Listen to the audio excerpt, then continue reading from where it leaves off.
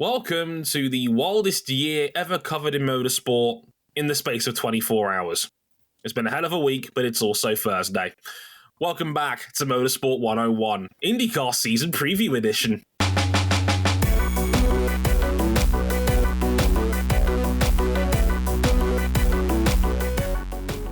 Yes, this is a milestone before a milestone. Welcome to episode 499 of Motorsport 101. But golly, that's a number and a half to wrap your head around. 499 of Motorsport 101. It's time also for the final edition of our season preview season thingy-mabob. And in it, we're going to cover the last of the series we cover on this show, IndyCar, the 2024 IndyCar season, which will be starting on March 10th in the streets of St. Petersburg in just over a week's time. So yeah, that is going to be an interesting one indeed. And with me, as ever, in my esteemed booth, is Mr. RJ O'Connell. How's it going, RJ? I'm exhausted. I had to catch my partner up on everything that's been going on the last couple weeks, because all she knows right now is that Lewis Hamilton's going to Ferrari next year. Which is going to make things very... she works for an actual Tifosi. Like, her boss is a genuine tried and true Tifosi from Ferrari, from Italy, who used to live near the Ferrari plant. Oh, God. And wow. I've heard reports that, like, he's not a big Lewis Hamilton fan. Well, he's going to have to reconcile that. But regardless, yeah, we had to do a lot of catching up over the past week. Yeah, it's been a lot, and we'll get into the nitty-gritty of that as to why very much, very, very soon. But also joining me, he recently evaluated his level of rage at a 14 out of 10, which means we're going to get some good content today. It's Cam Buckley. Hello, Cam. I don't even want to be here.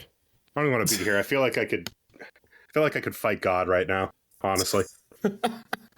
There's just so much... What a week, huh, Captain? It's Thursday. Look. We're going to give Alex Palou all the flowers he's due once we get through the rest of this stuff, which now includes a calendar breakdown, every team-by-team preview, an existential crisis intermission because the vibes in IndyCar are very strange.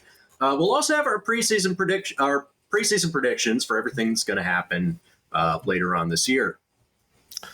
Gotcha.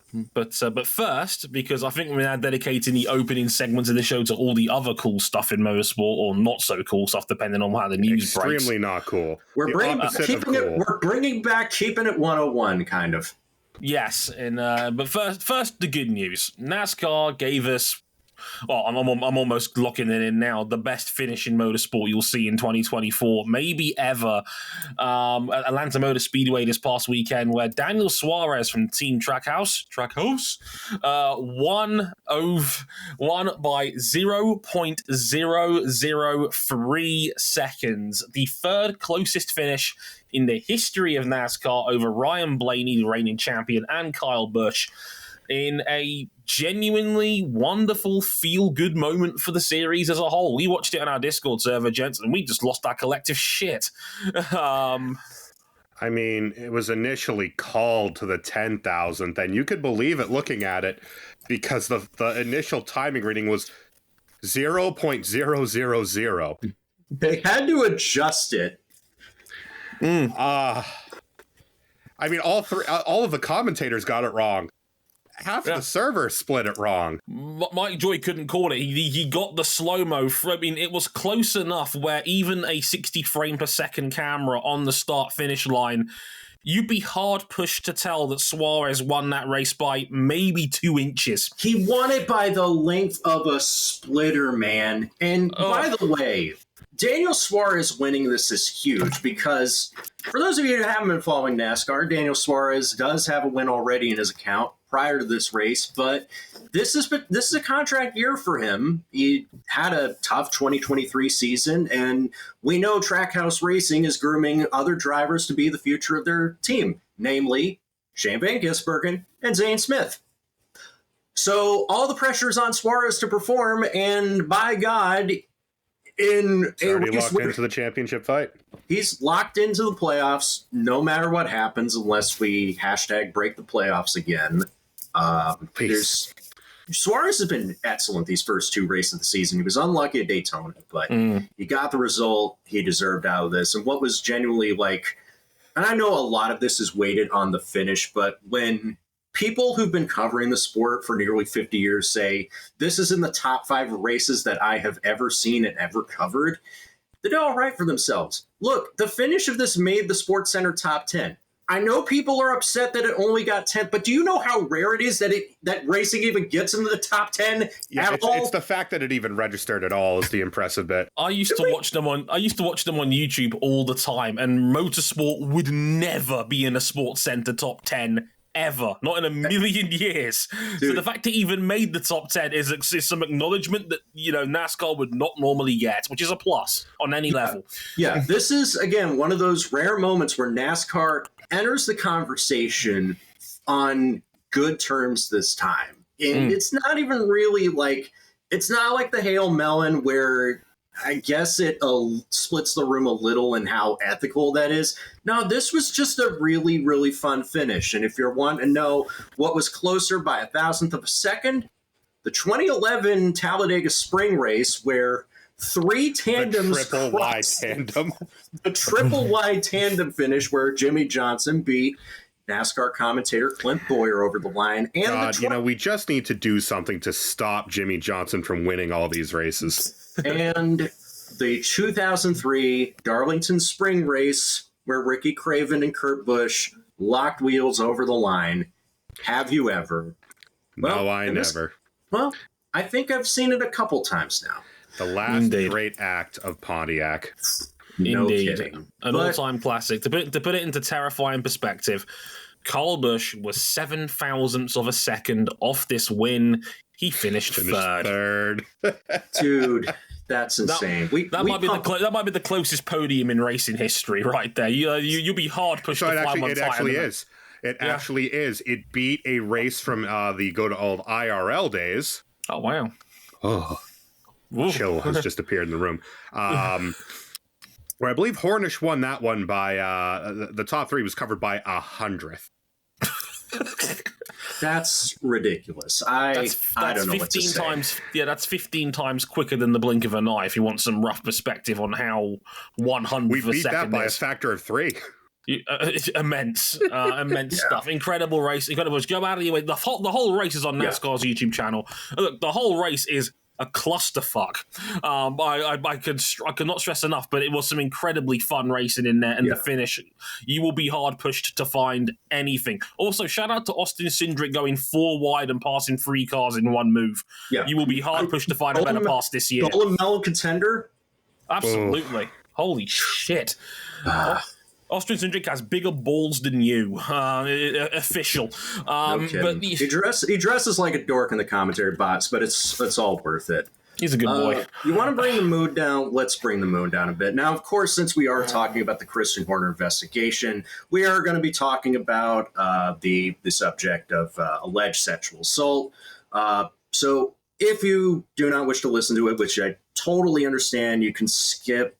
You could skip to about. I'll put a timestamp in the description. Yeah. Okay, so you can skip to this point in the podcast that Dre is going to, that's in the description right now if you want to skip over it. But we do have some updates on the Christian Horner investigation. We got a lot in the last 24 hours, Dre. Yeah, and there's been a mad 24 hours here in the world of F1. As the first day of the official season began with practice, as we're recording this today on February 29th. Happy Leap Year Day, everybody. Christian Horner was, I don't want to say necessarily cleared. The language used was dismissed. The complaint against Christian Horner at Red Bull Racing was dismissed by the independent investigator after Red Bull completed their internal investigation of the incident. Now, since then, a supposed dossier of evidence leaked today, literally about 4 hours ago at time of recording. A dossier of evidence was leaked today, which, as of recording, now appears to have been largely, if not completely, faked from an anonymous source that got every email of everyone important in the paddock. I'm including team principals, members of F1 staff, FIA accredited journalists, and Stefano Domenicali, the CEO of Formula One himself. So numerous, apparently hundreds of important F1-related emails were sent this information. I'll let you in on a little secret. We have friends of the show that had access to this information. We've had a look at it. We can't verify anything really that's in these conversations beyond a reasonable doubt, and I say that with clear conscience and with no skin in the game, respectively. Now, Horner's since released a statement saying, and I quote, "I won't comment on anonymous speculation," Horner said, "but to reiterate, I have always denied the allegations. I respected the integrity of the independent investigation and fully cooperated with it every step of the way. It was a thorough and fair investigation conducted by an independent specialist barrister, and it has concluded dismissing the complaint made. I remain fully focused on the start of the season." End statement. Where do you even start with these developments? Because I came into it, I came through it like going into today before all this came out, thinking, well, the story's cut and dry. Yes, the complaint was dismissed, but the investigation itself seemed so opaque that there's really no point to trust that anything that went down in this. There's two, for me, and I'll give you my personal feelings on this. The British media, that obviously where I'm come from, how they chose to cover this story was largely hands off. They didn't touch us with a barge pole, and for obvious, understandable reasons. Let's just say UK journalism laws are extremely tight, infamously tight in this country, and no one over here who knows what they're talking about from a journalistic standpoint was risking their integrity by making any kind of grandiose statement that the Dutch media did. The Telegraph came out with some wild shit pertaining to this. They just, while everyone else was going on about, general coercive behavior, the Telegraph just straight up leapt into it and said it was sexual harassment. And that they'd seen the texts in question, which, again, we can't verify whether that's actually true or not. And the person leading that investigation, Eric Van Haven of the Telegraph, doubled down on that when the decision was rendered yesterday. And yeah, it's so far out there compared to how anybody else, has covered it, that, and as RJ alluded to, I completely agree with him. It was such an opaque investigation. We didn't get any kind of hint or rumbling about this before it even happened. Yeah, as we said last week, Christian Horner was still out there serving as team principal like nothing weird was going on during testing. Yeah. Mm-hmm. So, look, this is my general conclusion. It's not ideal. It's rough, and to say the least. And what's the best way of me wording this? Because this is tricky. Because obviously I don't want any of us to get sued here either. But as far as we're aware, we don't know the full story of this, and there is so much of a grey area in regards to a lot of this that we can't really comment in beyond a reasonable doubt, as us Brits would say, on any of it. An independent barrister looked at the evidence, said that the complaint was dismissed. That doesn't necessarily clear Christian of wrongdoing. It, how people want to judge this evidence, because look, it's leaked. It's gotten out there, unfortunately. Again, this was this was a strange way of leaking this. Yeah, and we can't verify if the information is real or not, and I wouldn't want to. It's a rabbit hole that you could go around in circles with. Like, in real time, we're getting, conflicting, reports of whether or not, is this not real? Is this fake? Is this AI generated? Is this, actually real? Well, there's a couple of red flags that alarm me. First and foremost, who's this anonymous source? How did they get all this contact information rounded up anyway? And that's a question of itself. I mean, as we said on our season preview last week, like Jenna Fryer put it out there publicly or via the Associated Press that there was rumblings that this was the embodiment of a power struggle between the two sides of Red Bull's corporate ownership, the Nvidia family and the Mattiswitz family. Mark Mattiswitz, Dietrich's son, now owns that 49% stake that Dietrich used to have, and the Nvidia family owns the other 51%, where people's allegiances lie in pertaining Christian Horner running the team and what side of the fence you're on. Jenna made that public. She had enough confidence in that rumor or speculation to put it out there on public record. And she was also the at least one of the first people that we saw that pointed out there about this dossier, this Google Drive folder, being sent to all damn near everybody with a F1 hard card. Anyone that could get their hands on. Yeah, like we know people that now have this document, and like even like from an hour ago, I don't even know. But, like, there's one thing that I know that is for sure is that there is a complainant, an alleged victim in this case, that, to our records, has had their personal identifiable information leaked. And all of this is just it's gonna muddy the water for everybody involved. If the complainant has to take further legal action, it's not going to help their case.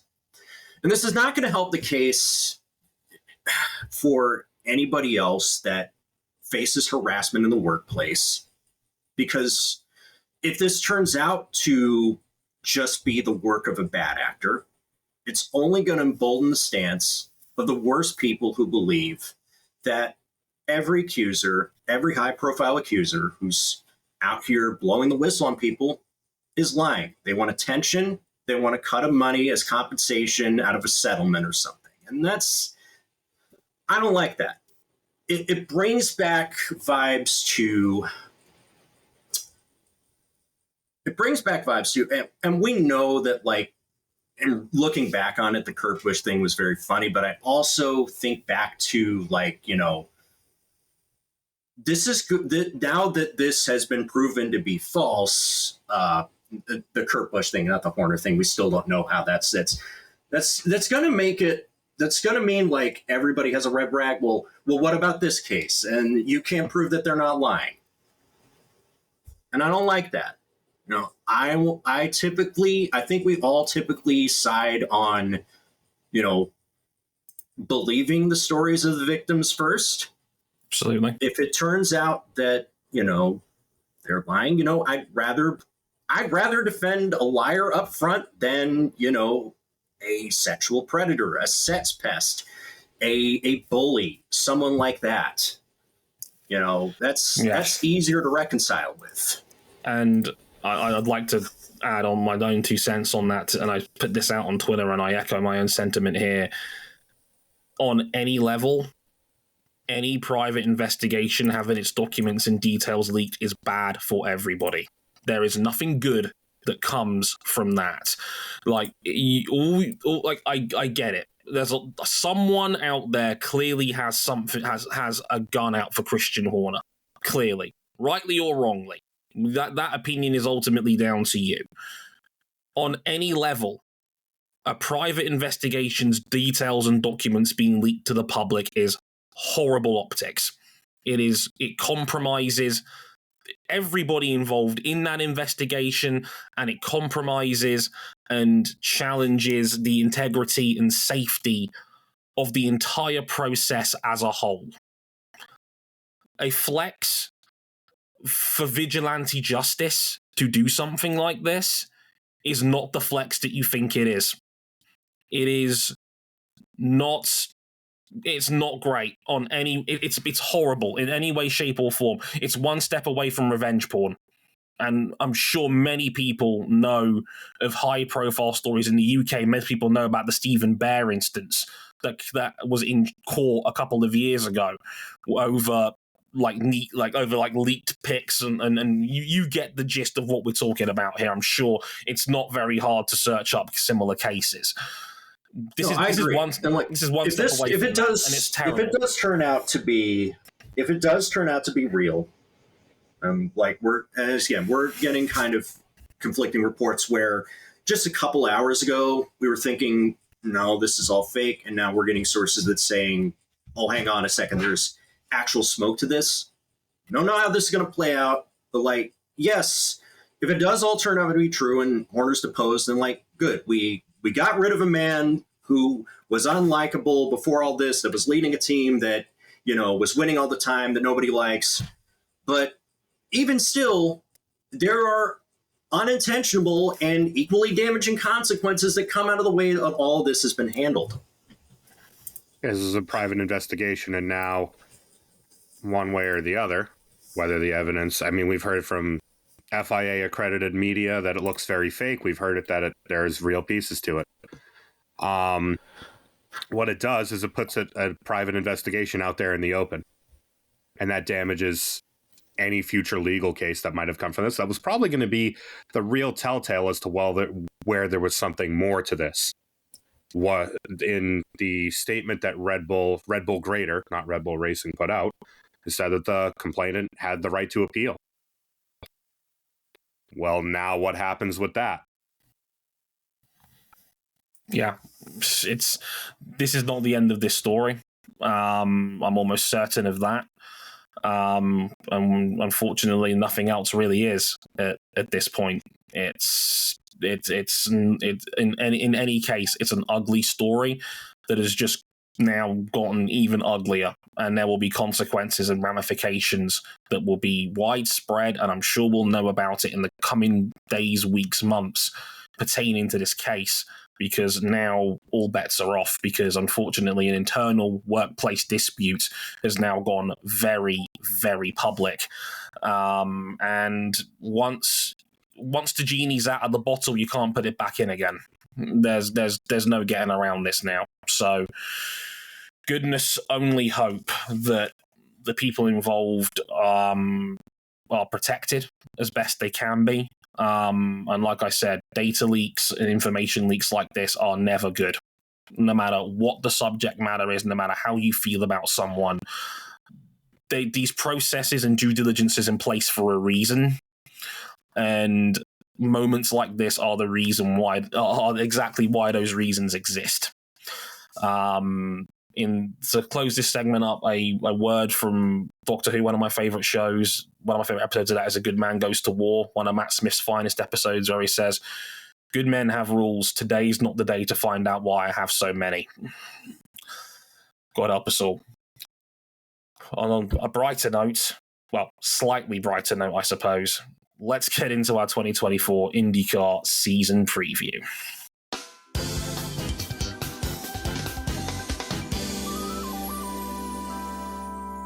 First, let's look at our calendar for the season. None of the dates have changed from the last time we checked in on the calendar when we were doing our 2023 season review, but just to hit the fine points, there is a new non-championship $1 million challenge all-star race at the Thermal Club in Southern California on March 24th. This round has split the room, shall we say, even several months after it was announced. That's coming up in a few weeks' time. We also have a 3-week break in late July for the Summer Olympic Games in Paris, which I know we're going to be watching these as a family. We love the Olympics, man. Of course we do. Now, we also have the Milwaukee Mile, finally back on the calendar. It's a doubleheader. It's 2 250-lap races, and both of them will be sponsored by our saviors at Hy-Vee Supermarkets, we've learned. This adds another 2 ovals to the calendar. Laguna Seca has been moved to June, and obviously Laguna Seca has been in the news for reasons, including the fact that very wealthy property owners want to try and shut the place down, which is ridiculous. Fun. Oh, yeah, and also, as of last update, hybrid powertrains are still likely to debut after the Indianapolis 500, if not this year, then in 2025. Don't worry, we carved out a whole section for that we want to get into, but Dre, Mm-hmm. I said the dates haven't changed, and I said the general venues have not changed, but for one, at the very end of the calendar. Yes, and this is the big one that I wanted to get into now, because there's a lot of I like to think when I was writing my season preview for this, a lot of the preseason hype and talk are kind of blended into one, and it's centered around this final round calendar change in Nashville. Now, if you've been following the Nashville race over its short history, there's been numerous complaints about its very existence and the logistics of it, which have not been ideal. I think RJ's been to a couple of them, and he knows it's not been straightforward. I haven't been to them. I wanted to go to one of them, but budget didn't happen. But you've heard enough from other people that we know and trust that have been down there, and it can be a bit messy, somewhat. Well, it turns out because of the NFL, because the Tennessee Titans in the area are getting a new stadium built, seemingly due for completion around 2027. It turns out that the streets of Nashville are kind of a no-go going forward. In fact, their promoter has pretty much come out and said the idea of a Broadway race is now pretty much dead in the water, because it's been a logistical nightmare since they've taken over. Yes, this is the same person who signed an old contract of one Taylor Swift at Big Machine Records. Yeah, if you know them and you're a Swiftie, you know how contracts are a complicated matter at Big Machine. Anyway, point I'm getting at here is that the season finale on September 15th that was going to be on the streets of Nashville has now been moved to Nashville Super Speedway. Don't let the name confuse you. It's not really a super speedway. It's a mile and a third. It's a bit weird like that. But and don't let the name confuse you. This isn't in Nashville. This is in the town of Lebanon, which is quite a ways away from the heart of Nashville itself. It's a suburb. Yeah. And yeah, it's it's not as advertised. This is the Nashville at home, and yeah, for those of you who've been keeping score at home, it now means the amount of ovals on the calendar has increased to 7 on the year once you factor in Milwaukee's 2 races being added on August 31st and September 1st respectively.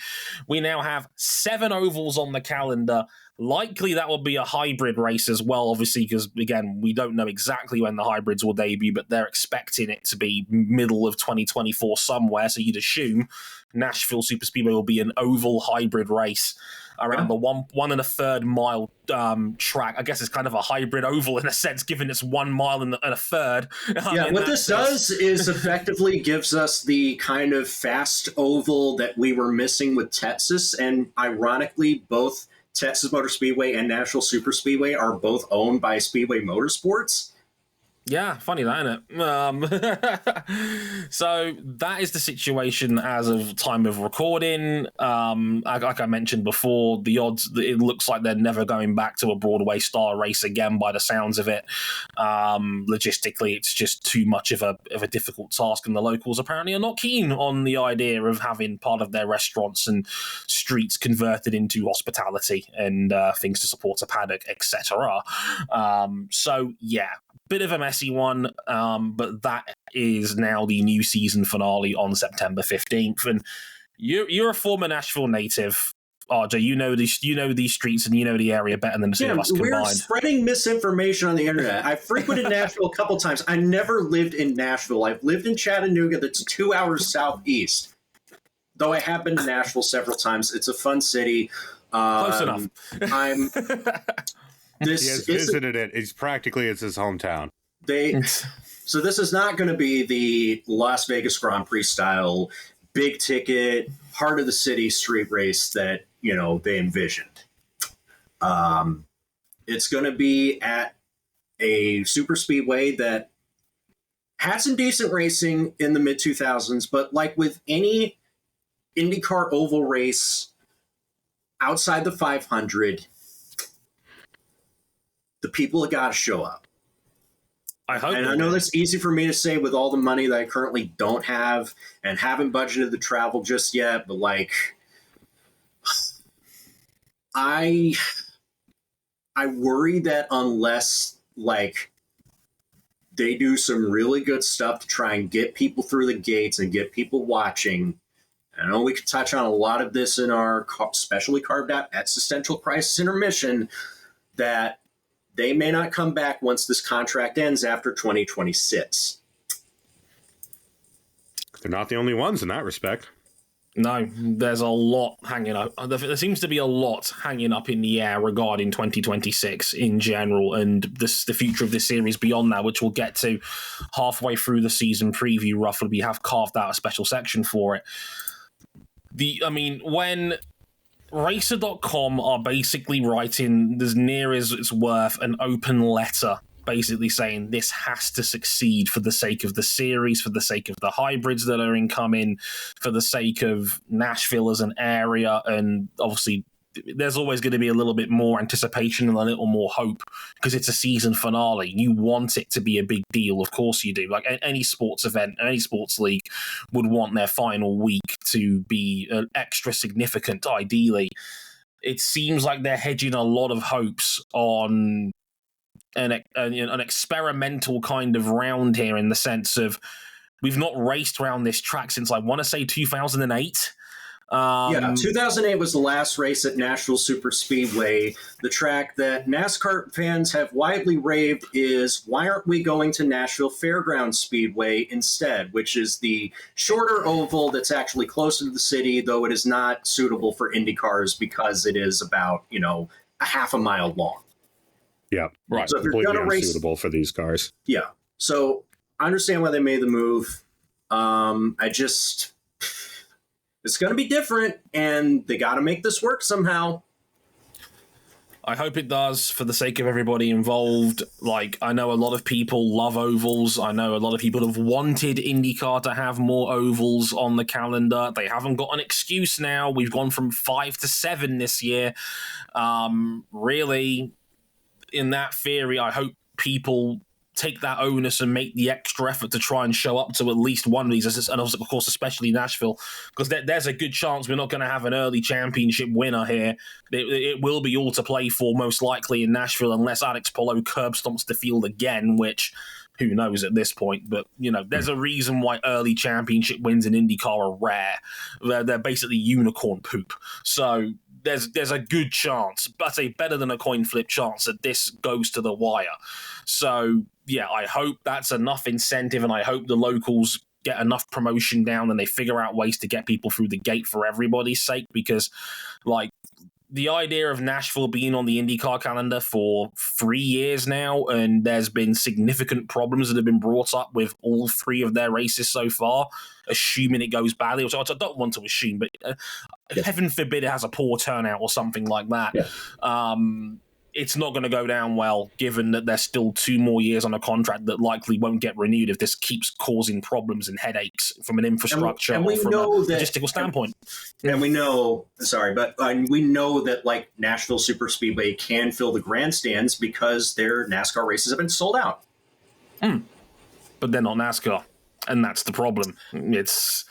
I just realized we preempted an IndyCar discussion with talk about NASCAR. Golly, this feels, so very familiar with the world of American motorsport. But let's talk about we do have some part-timers locked in as of the end of February for the Indianapolis 500. Of course, I have Kyle Larson, the former NASCAR Cup Series champion, driving for McLaren and associated with Hendrick Motorsports. The 2 Trial Rumble racing cars are already locked in for the 500. They are Ryan Hunter-Reay in the 23 and Connor Daly in the 24. Able Motorsports is back with R.C. Anderson trying to make the race again. We also got word that brand new Honda Racing Corporation executive advisor Takuma Sato, and also 2 times race champion Takuma Sato, is back with Ray Hall Letterman Lanigan Racing, the team that he won the race with in 2020, driving the number 75 car. Marco Andretti's back with Andretti Global in his signature 98. Elio Castroneves is making at least one more run at the 500 with Meyer Shank Racing, the team he now part owns. And Christian Rasmussen will have his own car for the 500 as part of his partial rookie season. Ed Carpenter will get his own Carpenter car. Christian Rasmussen will get his own car for the race. And it is very likely, unless we get some names dropping out, that there will be a proper bump day. For 2 cars this time. As it stands, we're at 35 entries for the 500. There's alleged rumors, according to Marshall Pruitt, that Foyt might lease out their spare chassis, but they would need, quote, a compelling offer from a driver for them to take that option up. So I would say there's a good chance the field you're looking at is final. So we're looking at likely 35 entries, and of course, as you know, only 33 make the show. So it's looking like it's going to be a bump day for 2 cars rather than 1 compared to last year. So 2 big hitters are not going to make the show. So yeah, bump day will be returning, and it's going to have double the drama this year. I'm looking forward to it. That's the beauty of the Indianapolis 500, because while Le Mans Invitational, Formula One doesn't want to invite everybody else, and NASCAR works on a charter system where no big name team is at any danger of racing a race, everything's up for grabs at the Indianapolis 500. But we'll put a pin in that and jump right into our first team preview. And as these typically go in reverse championship order or reverse power rankings, we have to start at AJ Foyt Racing yet again. For our friends and yours at AJ Foyt Racing are back for another year, and my vibe check when I wrote this cheat sheet that I put up for this guide on the podcast, I put Foyt first. You're welcome. Returning in the number 14 car, Santino Ferrucci. He was 19th in the standings last year, and as a new driver in a newly revamped number 41 car this year. Did you pray today? Because it's Stingray Rob, courtesy of Pray.com. He's returning to the grid. He was 23rd in the standings last year, and I love the baby vomit yellow his car has been painted in for the occasion. You love to see it, and by you love to see it, I mean chrome baby vomit yellow. Chrome baby vomit, of course. And so everything is chrome in the future. You know that. And there's one elephant in the room here regarding AJ Foyt. Benjamin Peterson was meant to be in that second car. Benjamin Peterson himself tweeted like he was going to be in that second car, and that Stingray was going to be his new teammate. And it turns out under the table, it looks like Peterson was bought out of the remaining year of his deal to facilitate Stingray Rob coming in, who we all know had nuclear levels of funding from our good friends, the Catholic Church. Yeah, Dynamics type beat. Sorry, I'll be more sarcastic next time for you, Cam. It's an audio platform. Yeah, that's tough for Benjamin Peterson, who, when he was good, looked decent. When he was bad, looked completely unfit for purpose in IndyCar. It happens sometimes. I hate that he got bought out like that, but if AJ Foyt Racing was going to, in the first year of a new Penske Alliance, going to wheel out a lineup with Benjamin Peterson as the senior driver next to Stingray Rob, that's not a serious effort. I hate to give it to him, but Santino Ferrucci is going to be the man that steers the ship. They can't get a better driver. There's no getting around it here. Foyt are at the bottom of the barrel. They are not an appealing prospect for a driver that doesn't need to bring his own funding to the table. And Ferrucci, love him or hate him, he is the best thing that's happened to this team in a couple of years, including that podium finish at the 500 last year. He drove incredibly well that entire 500 fortnight. I just wish he was able to showcase that more often, because the guy is fast round ovals. We've always said it about Santino Ferrucci. The talent. Last year he was faster on the 500. The other ovals, not so much. Yeah, it's like Foyt had a very good 500 package, and they had a very good super speedway package, but they were crap everywhere else. It's just weird, very weird. Stingray Rob, good thing when the 500 matters more than every other race put together, and then times 2. So is Stingray Rob actually an improvement over Benjamin Peterson? I want to put that question to you, because his peaks were not as high, but his valleys were not as crushingly low. I think he's more consistent.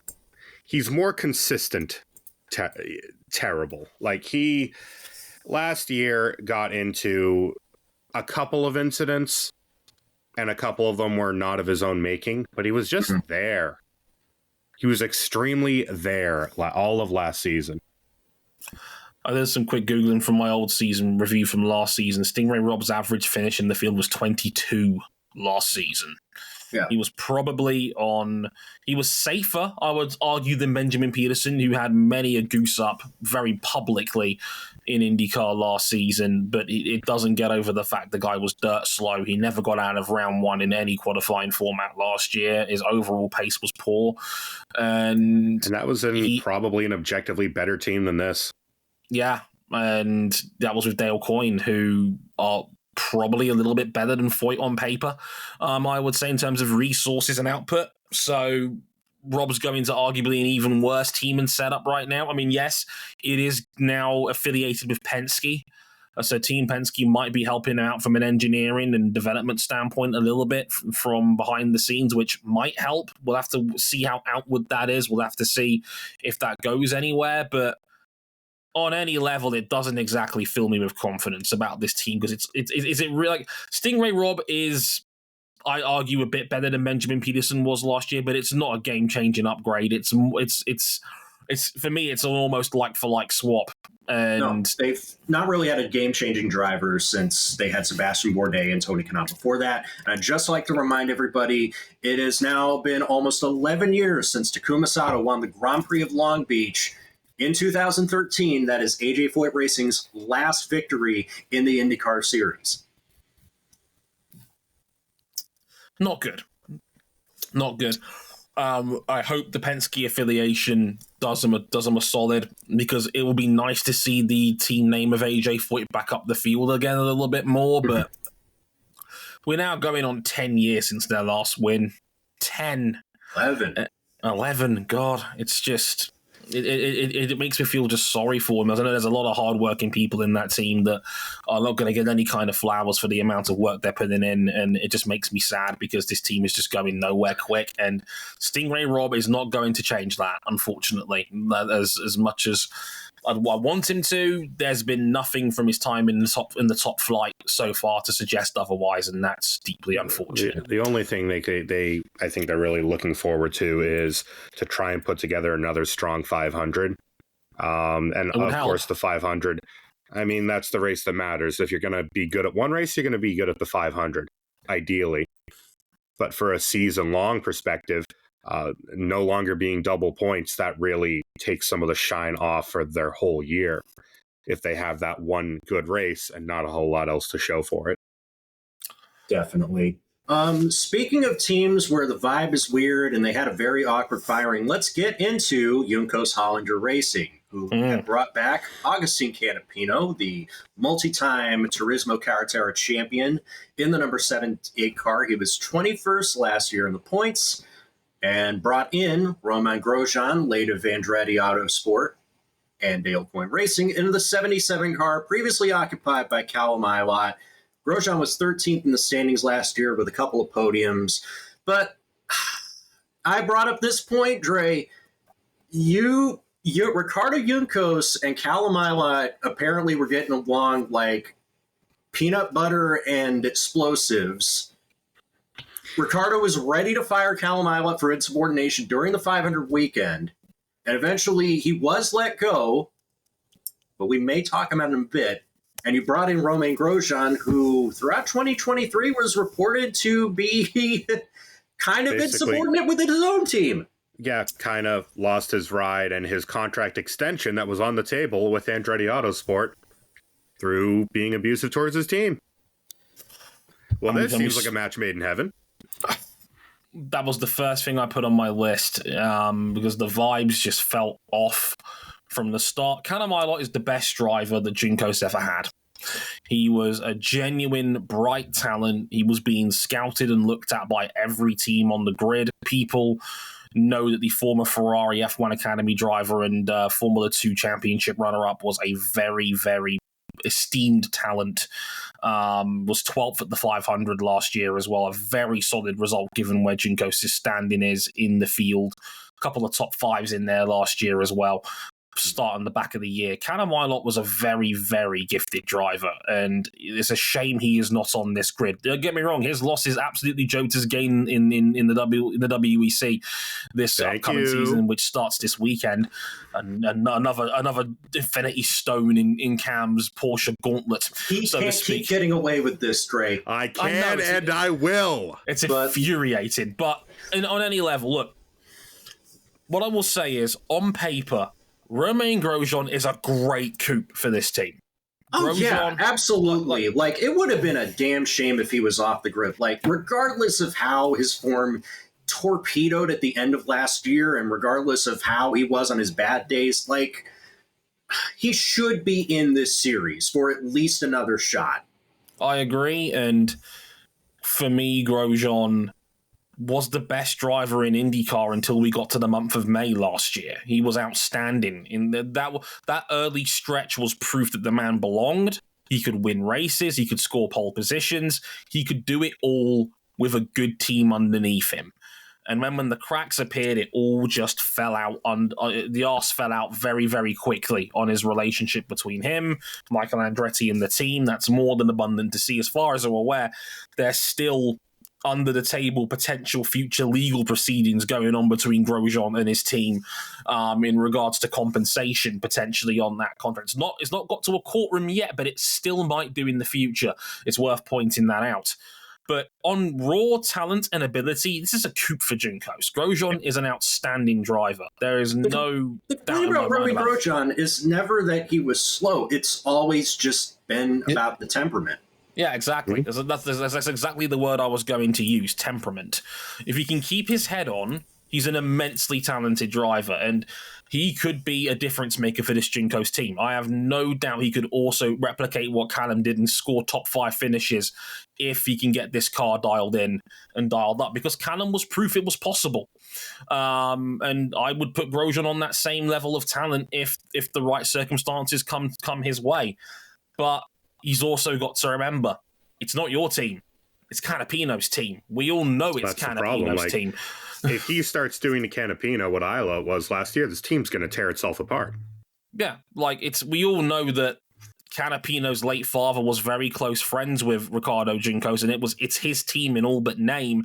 Canapino was always going to end up here at some point in IndyCar, and that's no disrespect towards Augustine personally, who's been a breath of fresh air to the series in terms of personality and vibes on a whole. He's a great guy. I think he got I think smeared unfairly when all of this fallout between Ilott and Juncos went down.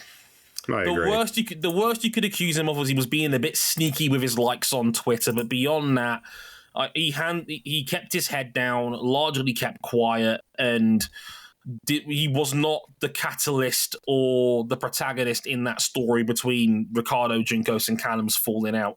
That was Ricardo, in my opinion. I think his management was poor of the situations that befell him last year. Canapino was not the problem.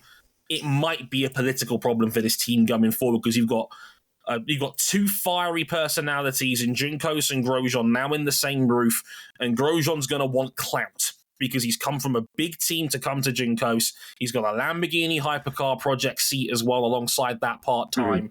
And he's Romain Grosjean. He's still arguably the biggest name in this series on raw name recognition alone from his F1 background. Like, that might not mix with a team that, let's be real here, is kind of built for Canapino's sake. That's the issue I have. Imagine, if you will, if you watch Aston Martin in Formula One and the same thing happens as last year where Alonso just takes Stroll to Gapplebee's. And instead of accepting that, the team just starts self-destructing in response. I have faith in Grosjean's ability as a driver, if nothing else, the speed. That is a very interesting tightrope that they're going to have to walk this year. Now, for Canapino, just on like nuts and bolts driving shit, what's going to be like an acceptable level of progress for him to keep a seat on merit? Because there's another factor that we haven't factored in is that yes, this may be Canapino's team, but we talked about it in MotoGP. Ricardo Milei, that big, strong, libertarian, no corruption kind of guy. He's cutting back the butcher. A lot of funding for sport, and you see a lot fewer Argentine tourism-related sponsorships on Agustin Canapino's 78 car this year. Yeah, there's no getting around that. Like, Canapino's been one of the casualties of that. Let's not forget, IndyCar was planning to have a post-season exhibition race at the Termas Rio del Hondo in Argentina later this year. Yes, the MotoGP track, for those who might be unaware. That was originally cooked up on the plans for November of this year, and ironically, November last year, when President Milei took over in Argentina, the plans for that race evaporated. I don't think that was a coincidence somehow. So, yeah, if you want a small look into the impact of the Butcher's impact on Argentine sports promotion, there's an idea as to how that's going to be. And Canapino may have to lean more on his merit as a driver than the sponsorship in order to get by this year. He was 21st in the standings last year. His car got into the leader's circle. That is a good achievement for a rookie who was a complete novice to these cars going in. He might have to be thinking about maybe top 18, top 15, that kind of area. So, if he wants to keep it on merit alone, because it's going to be an intense competition. We've got more full-time entries than ever, and there's still a lot of talent in this series. And I think there's going to be a few dudes that I think might surprise some people. We'll get to them a little bit later. There's some very talented drivers in this field, even on the lower end of IndyCar scale on paper. So Canapino's got to hold his own. And because if his champion position starts with a 2 again this year, there might be some difficult conversations had. Well, and especially when, like, last year, his first half of 2023 was, by all accounts, for a brand new rookie, quite good, but he cratered hard in the final quarter of the season. But he got it back around in Laguna Seca. Again, I think the most zealous of his fans were angry because that was a top 10 finish that went away for him. Yeah. He was right in top 5 for a good chunk of Laguna Seca. He was right up there, and on merit, the way the pitch stops shook out. And unfortunately, it was his own shortcomings as a driver that led to this ultimate falling down the order a little bit. I think he's got to be at least 2 or 3 spots better than last year. If he's in the 20s again, still in championship finishing position, there might be some uncomfortable competition. Because let's not forget as well, McLaren are now affiliated with this team. But what do they do? But that's the weird part of this. We don't Moral really support. know. They initially said they're going to loan some engineers that way and loan some resources their way in sort of a tech partnership. I think there's half a chance this team gets assimilated into the Borg in the next couple of years or so. Because more McLaren want 4 contracts for everybody. Let's be real here. We all know McLaren's made no secret about this. They want a 4-car team. And they've got 3 this year, but they're moving into to Andretti's old space very soon. They want a 4th car. They were going to have a 4th car. Until they didn't. Now, again, more on that later, but it's like that scene in Lock, Stock and Two Smoking Barrels where Bullet Tooth Tony looks at one of the dude's dads and goes, "He likes your bar." "Yes." "He wants your bar." "And? Do you want me to draw you a picture?" Like, that's kind of what this feels like to me right now. Like, I've got a feeling there'll be more development in that relationship in the coming year or so. So I'd say keep half an eye on that as well. Yeah, especially with, the stuff going on in Argentina. It's looking pretty precarious. And, the reality is Brad Hollinger has dumped in a lot of investment, but they've not really moved up the running order like we all thought he would. And, it's kind of a shame.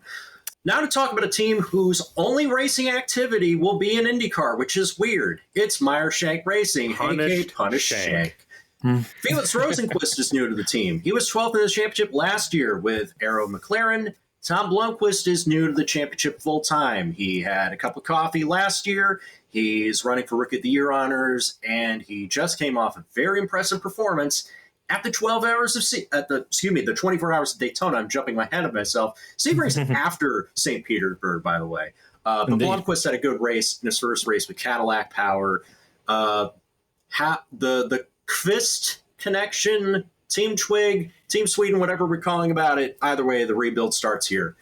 There's no more Elio Castroneves, not full-time. He is now a part owner of this team. There's no Simon Pagenaud indefinitely as he recovers from post-concussion symptoms. So I guess what I want to start with is like, Felix Rosenqvist has been jerked around a lot the last few years of McLaren. Is a smaller team a better fit for him? I think it is. I mean, Felix has never really been able to find a genuine, proper home in IndyCar that befits his talent. He was at Chip Ganassi. I think he had promises of good stuff when he was at Chip in the number 10 car, but they broke off that relationship quite early. He went to McLaren. The friendship and the bromance with Pato O'Ward was genuinely beautiful. It was wonderful to watch. And again, flashes of brilliance from Felix at McLaren. There was a few moments in his time at McLaren where you go, God damn, this dude could be right up there, especially at the Indy 500. He was my final day pick to win that race, and I was looking real good until 50 laps to go when he hits the wall, and next thing you know, Carl Kirkwood's rear tire is in a car park. It's a long story. Snowball, no. But the point I'm getting at here is that it looks like, Felix has been blessed with 2 runs in 2 very solid IndyCar teams in his career, and they've seemed a little bit overarching for him ultimately, because while he was good at McLaren, 12th place is probably slightly below par for what McLaren are probably wanting to be aiming for going forward. He's not a contender. He's not like a Pato O'Ward who you could spearhead a campaign through him.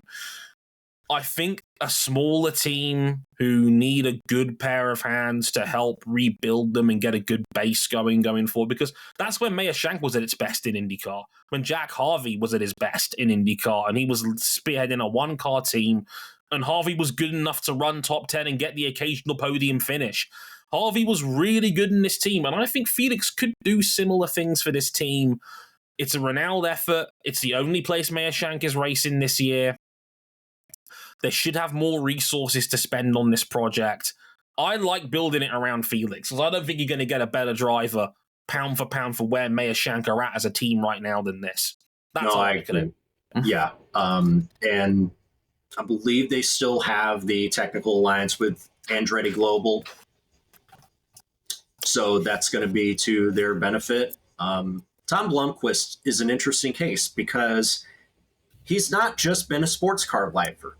Remember, in 2014, there were 2 people that sat above and below him in the standings in the European Formula 3 Championship. The man above was Esteban Ocon. The man below him was a rookie by the name of Maximilian Verstappen.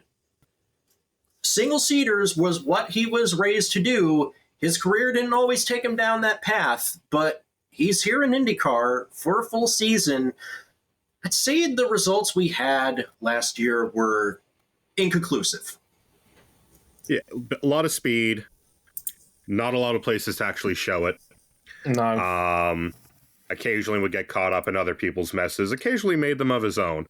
That's something to be expected from basically a substitute driver in IndyCar, but now he's got the full-time seat. Mm-hmm. I just don't know what to expect out of Shank, because it's like we've been talking about them as when are they going to make the next big step, and we've been saying that more or less since they won the 500 of making a full season push. Last year was pretty objectively horrible by all accounts. With Castroneves, who realistically is a 500 specialist, but full season attack probably is aged out. And Pagenaud, who just walked under every ladder, stepped on every crack, and is now continuing to recover from his brake failure-induced massive barrel rolling crash. Yeah. First and foremost, I'd like, again, continued best wishes from all of us to Simon Pagenaud. We miss him in this paddock and in this field. He's a genuine bright spark and incredible, intelligent dude, a driver's driver. And he opened up a little bit in the off season about some of that post-concussion syndromes. On his website, he talked about how basically he's lost his balance, and that's a big problem when you're going to be an IndyCar driver. And that's been the biggest hurdle towards him taking part in any kind of motorsport again, is that he's not been able to get his balance back as a result of that incident from the concussion. So again, I don't want to just gloss over Simon Pagenaud not being here, but I wanted to at least acknowledge that point. And we all love Simon on this show, and we wish him all the very best in that. I can only echo Cam's sentiment. He doesn't need me to tell you that Tom Blomqvist is arguably the best sports car driver in the world right now. He's been exceptional, his Daytona run. Don't look at me like that. You know deep down I've got a point. Okay. Yeah, sure. But yeah, Tom Blom was incredible at Daytona, was the fastest dude on average stint time by our rough estimates. He was incredible in that 31 car. Tom Blom is a wonderful driver. Can he convert that into such a tough series like IndyCar over a full season remains to be seen. I'm fascinated by the experiment, and I really do hope it works out, because it'll be another feather in the cap for a fantastic driver and a great talent. But I'm not sure if a two-car Shank team is the place I'd want him to do it. This team is a bit of a mess right now. There's no getting around it. They've not had a lot to show for it, and let's be frank, last year, the only real highlights that came from Meyer Shank was when Linus Lundqvist briefly took over that seat towards the back end of last season and was immediately quick. It was making fast 12s, was running top 10 in Nashville before he unfortunately hit the wall. It goes to show there is something in this package and in this setup, without question. If Linus Lundqvist as a rookie can come in on a week's notice and immediately be quick, there's something here. I just hope these are the right drivers that can unlock that. I think they've got a good veteran presence of Rosenqvist, and Rosenqvist isn't just how really weird that sounds. To call Felix Rosenqvist the veteran presence. He used to be just the driver for hire, and now he's in year 6 of his time in IndyCar. He's in the walls. He's in the carpet. He's watching you. Interesting time. Let's talk about another Honda engine program that always has the potential to perform in big moments when you least expect them, and that's Dale Coyne Racing. So what we know is that they will have 2 cars, but what we don't know as of Leap Day, February 29th, who's going to drive them. We are doing the last minute driver thing like it's the mid 2010s, but I think the candidates that they've evaluated are a bit better than your Rodolfo Gonzalez's or Francesco Dracones of 7 or 8 years ago. Because I'd like to think this is not 2016, where they were going through drivers for hire. To follow on from what RJ was saying, Jack Harvey has been in the car, the number 18 car, for the last couple of tests. We know Jack Harvey is someone we're a fan of on this show, but had a horrible time at Rahal Letterman Lanigan Racing. The last couple of years, he didn't even see out the end of his second season. He was let go early from that contract. But he's tested for them. Apparently, the test has been very well with him in that car, from reports I've heard, which is promising. It looks like Harvey will feature in some capacity. Second guy's a bit of a wild card we've mentioned, Colin Braun. We were just talking about, we said we were talking about the best driver in American sports car racing. Colin Braun's in the discussion. He is a wild card. He got his first test at Sebring last week at the Sebring short track. And while he wasn't immediately on the pace, he showed steady improvement and showed that he belonged. Like, we joke about him being NASCAR Truck Series legend Colin Braun sarcastically, but he's driven high downforce, high horsepower cars for a living now for quite some time across multiple different categories. And I'm not saying he'd be a great road and street course fit. I'm not saying he has a close friend in George Kurtz, who, if he wants to chip in a little bit of money to make sure he sees out the full road and street course schedule, who would say no to a gray and red CrowdStrike livery number 51 Dale Coyne racing car? if it comes down to that. I wouldn't. I mean, if you're Dale Coyne, who is struggling to create any sort of spark, they had a very bright talent in David Malukas, who walked away from the team after 2 seasons. In fact, was very open about walking away from that team after a year and a half. I think he was very polite with his babyface self in saying that he was clearly frustrated with the resources available at Coyne, and he clearly was not getting the best out of himself by being there. He hit a ceiling. Yeah, there was clearly a ceiling now. You got it in one, RJ. I think there was clearly a ceiling with Malukas in that team. And look, we like Malukas. We'll get to him in the McLaren section later on. But there's a lot to like about Malukas as a talent. Fuck it, why not gamble on someone? I mean, there's another name in there as well that's worth mentioning. That was Nolan Siegel. Which is strange, because Nolan Siegel is already committed to a second year of Indy Next. But according to Marshall Pruitt on This Week in IndyCar, Nolan Siegel is potentially lining up for a part-time role in the number 51 car that would include the Indianapolis 500. We're gonna put a 19-year-old in the 500 again. Oh boy! But I love the cut of this 19-year-old's jet because, again, we're talking about 2 of the best American sports car racers around potentially sharing a car. Potentially. It hasn't been confirmed yet, but if they brought him back for a second evaluation at Sebring after they tested him at Homestead, I think Dale Coyne Racing wants to see if this guy is the future of their team. If you're Dale Coyne, why the hell not? You're not getting anyone better than these 2. Yeah, you're really not. Like, going into the offseason, it was looking like the Dale Coyne Racing lineup was going to be Devlin DeFrancisco and Daniel Frost. And it sucks that Daniel Frost is out of the game because of compulsory military service back home in Singapore. But this is, unfortunately for him, this is looking like a much better lineup if this is indeed the lineup that they're going to go with. Hell, for all we know, next week they could announce 2 completely different drivers and all this conversation could be moot. I think Cam's just got a mental image of Devlin DeFrancesco holding a Money in the Bank briefcase at St. Petersburg saying, "It's my seat." The look he just gave me. It's like he's... Get it out of my head. Get it out of my head. Oh, dear.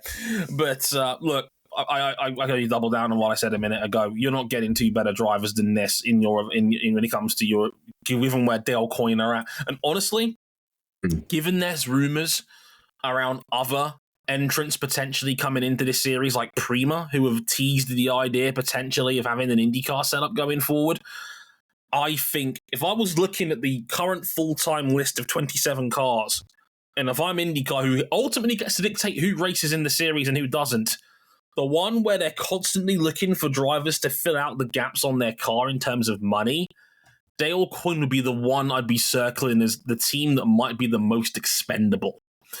They need a shot in the arm, and you're not going to get anyone better than Nolan Siegel, who won twice in Indy Next last year, was a shot in the arm for that series too. Still only 19 years of age. Why not? Right? They're not getting anyone better. They're not getting anyone brighter for at least another year or so. So why the hell not? Jack Harvey / Colin Braun or Nolan Siegel. Any combination of those 3, in my opinion, is a solid team. Yeah. Put a pin in that. Let's leave an insert for who they eventually announce. And then let's go to Ed Carpenter Racing, who we know has a rideshare arrangement. Now, it's not Renus VK. He's still in the number 21 car. He was 14th in the standings last year. But the number 20 is back to a rideshare arrangement. After the premature dismissal of Connor Daly, we now have reigning Indy Next champion and Daytona 24 class winner Christian Rasmussen on the road street courses with team owner driver Ed Carpenter doing the ovals. Rasmussen will get his own car for the 500, as we mentioned. Slight downsizing for this team. Like they would normally just have Ed run a 3rd car for said oval races on the calendar, but they've had to downsize slightly and are now going to share that 20 car with. And honestly, I don't know why Christian has to share. I hope it's not a funding issue, because Christian Rasmussen is quick. He won 5 times in Indy Next last year en route to winning the championship, and as mentioned, he was superb at the Rolex in Daytona. He was arguably the fastest guy in the LMP2 during that race. He was very, very quick indeed. According to the numbers from B Pillar, it wasn't arguably. He was the quickest guy, and he was the man steering Aero Motorsports, a team who hadn't won it all last year, to their second Rolex 24 Vic class win in 4 years. The guy is clearly good. I probably didn't think much of him last year, but now I believe. Now I believe Christian Rasmussen might be the guy. I think Indy Next was a bit of a down year last year. I think that, for some reason, I don't fully know why, it didn't seem to get a lot of attention, despite having a lot more entrants and a lot more cars in it last year with the new format. And Rasmussen was really good, and especially on ovals, which is arguably the most frustrating part of this. His oval speed was insane in Indy Next last year, and now he's not going to get an oval besides the 500. That is what I find frustrating. I'm going to be real with you. I think it's a little bit selfish on Ed's part on this one. It is a little bit. I mean, we know the story with Ed Carpenter. He is the owner driver. He is an Indiana boy through and through. He has been trying to win this race for a number of years, and by God, he's going to do it until he is physically unable to do so, or until he decides to call it off. Yeah, but it's been quite a few years since we've seen him challenging. I mean, the last time he really featured at the front of one of these was what, 2019? 2018, 2019. I mean, he gave Will Power everything. It just was enough. Yeah, it's been a hot minute. And really last year, I mean, this team, were it not for the spear that Rinus VeeKay committed on Alex Palou at the 500 last year, would have been a solid pick for the Participation Cup. They were just sort of there all season. Never as bad as the Foyts, with Peterson flat-footing it into crashes and T-boning people into the sky. But there were no heights. And usually Ed Carpenter Racing is good for at least 2 or 3 really solid results a year, and that just didn't happen last year. Yeah. There was a point in time, like 8 or 9 years ago, when Joseph Newgarden was the young face of this team, and he was regularly winning races with them.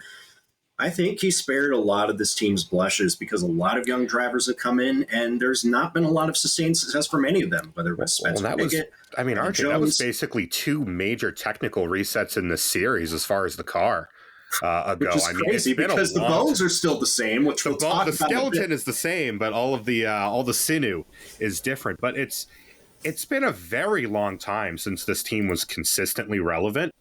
And even now, I mean, even the 500 has been lean pickings. And I'm worried about Rinus VeeKay because he's still 23 years old.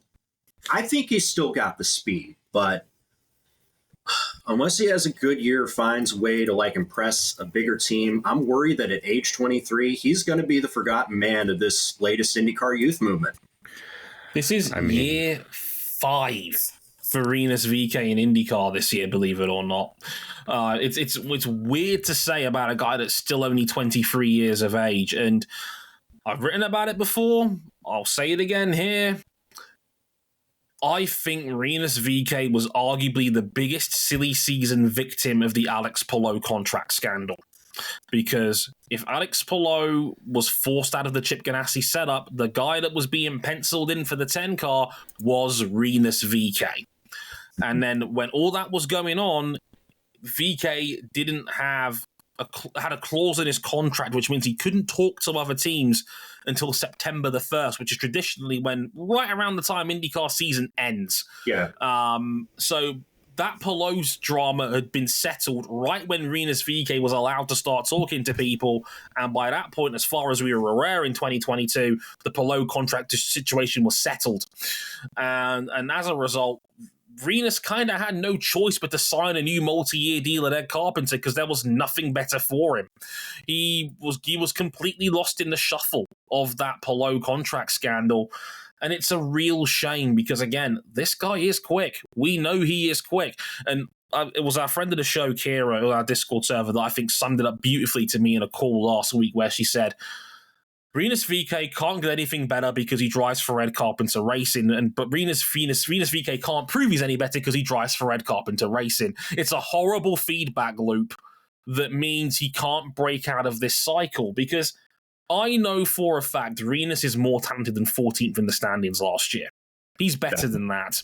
But he's not got a car where he can prove that, and he's not going to be able to get a car where he can prove that because other guys have leapfrogged him in the queue. David Malukas is the walking definition of that. Palou, again, it deals back to the Palou scandal. Palou, we all thought it was going to McLaren. We all thought it was a done deal. Turns out Palou changed his mind, and the ramifications of that are continuing. And who did McLaren get instead? It wasn't Rinus VeeKay, it was David Malukas. I mean, just looking at it, you just look at the results trace in the last 2 years, and it really, other than Barber, it just follows the classic Carpenter trend of a couple good races. I mean, he had 2 top 10s last year, and the rest of it was a lot of close but no cigar. A lot of finishes in the teens, and that's just not going to move the needle for anybody in IndyCar at this point. It's too competitive a series for that. And that's his lowest points total for a year as well. He didn't even finish in the top 5 last year, which is so weird. He had a 10th at the Indy Spring race, a 6th in Portland. That's as good as it got. Now, granted, he was more consistent. He was bringing the car home more often than he had in the last couple of years, but the peaks aren't there. The peaks weren't there last year. I mean, when Ryan Hunter-Reay is coming in just for moral support and a how do you do on the way out? I just don't know what the direction of Ed Carpenter Racing is. Yeah, it just feels like a team that's lost in the sauce across the board, and Rinus VeeKay is the personification of that, in my opinion. I don't know what good it is that Ed's still doing these ovals, because he's not done anything to move the needle in an oval for quite some time, to the point where it's now, I think, actively going to hurt Christian Rasmussen's development as a driver. And I think Rasmussen is potentially really good, and he's not going to get any oval time except for the 500, which we all know people in IndyCar are getting frustrated about because young drivers are not getting oval time.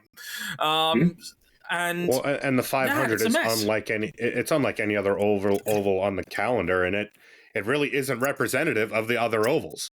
The closest thing to it was Pocono. Pocono is gone. There are no other super speedways that you would really term as a proper, full-size oval like that. Pocono's gone. The people at Auto Club don't know what they want to do with the facility. Michigan hasn't been around a while, and to be honest, do we need another oval in the Midwest when we just kept Iowa around and added back Milwaukee? I don't know. Texas is dead. It goes on and on. Fontana's been dead for a while, etc., etc. It's not great, and which leads us in quite appropriately, actually, to what we call our existential crisis intermission, as RJ called it earlier. Yeah, because the vibes in IndyCar have been weird for a while. They've been weird, especially weird this offseason. So let's talk about some of it. So as we mentioned earlier, the hybrid powertrains, which have been delayed multiple times, are now scheduled to arrive in mid-2024. At least the latest round of testing seems like they've gotten the quality control issues, which have been a huge source of the delays, solved. Yeah, because the initial intended debut of these hybrid powertrains alongside a new internal combustion engine, which of course now can only be seen over an IMSA in the back of the Acura GTP car. Well, the 2.4s were struck from existence, at least on this side of the series fence. And let's say that their hybrid supplier has needed a lot of external help from Chevy Ilmor and Honda. Well, now Honda Racing Corporation US, no longer HPD going into this year, to get these to any remotely acceptable level of reliability, because frankly, the hybrid systems were tearing themselves apart. Yeah, I think a lot of people have complained, like, well, where's the hype about all the hybrid testing? And like, if you looked at like how hybrid testing was going lately, I'm just like, do you really want to hype up like a bunch of mechanical failures? Yeah, they couldn't even get it off the ground initially. You're trying to hype up 2015 McLaren Honda testing. Yeah. Yeah, that's great. I mean, we still have two engine manufacturers. They're both helping. Oh. So there's another big elephant in the room. Now, as Cam pointed out, we don't have a new internal combustion engine. Apparently, a new ICE and new chassis is tentatively set for 2027. We'll wait and see. But the big thing that was a big problem this offseason, HPD, HRC USA's current commitment to supply IndyCar engines ends in 2026. And they publicly agitated saying, things need to change. They want to focus more on like the firmware side of things, the hybrid supply of things. They don't want to be exhausting like they're developing this 2.2 liter engine formula, which is still a good formula, but it's probably due a refresh, and they're spending a lot of money to develop these engines that haven't changed in a while. And it's getting to the point where Honda may genuinely leave IndyCar after the 2026 season, because we know Honda is going to have a lot more resources to devote to Formula One again. And according to the Marshall Pro podcast, Honda might actually make the jump to NASCAR at all levels very soon. Good God. Could you imagine? Yeah, I'm pretty sure Graham Rahal would actually blow up a house. Honda has been a part of American open wheel racing since 1994, when they first partnered with Bobby Rahal's team, and then became the engine to have in kart. Then they switched sides, and then they became the only engine to have in the Indy Racing League for a while. And now we're at the Honda Chevy duopoly, and that is set to change. But there's another chapter in there that is quite important to this, that this was never supposed to be this way under these 2.2 liter engines. The load was supposed to be shared between three different engine manufacturers. Let's just say the Lotus IndyCar program was hot trash. Lemon. It was an absolute lemon. Oldsmobile diesel looking ass. And God, the only good thing that came out of that was a single great drive from Sebastian Bourdais in a very beautiful car for Dragon Racing. The best part of that entire program was Jay Penske's involvement. That's all you need to know. The fact of the matter is, Honda and Ilmor Chevy have been producing effectively half the engines on the grid when they were supposed to be producing a lot less. They've been at capacity for over a decade now. Mm-hmm. And they're sick of spending the money for very, very little return on investment. And NASCAR, as much as NASCAR is not what it was, 10, 15 years ago, and God, we could go into NASCAR's problems and be here for 3 days. NASCAR has its own set of problems, but is still like the king of American motorsport. Economically, it's a gargantuan step up from IndyCar. And they're going to be devoting, as RJ mentioned, the resources into the Formula One power unit, because they are re-entering. I mean, right now, they basically just build engines and badge them. Re-entering in the loosest possible sense with Aston Martin for a fresh power unit in 26. And they've been very open with the fact that there's a lot more cross-pollination between the former HPD side of the company, which more or less operated as a wholly owned subsidiary, back into HRC Greater to help develop that power unit. As that engine's going to have a lot more in common, really, as kind of a halfway house between the IndyCar engines, being twin turbo, small displacement V6, to the Formula One engine. Yeah. That's going to be it's not good.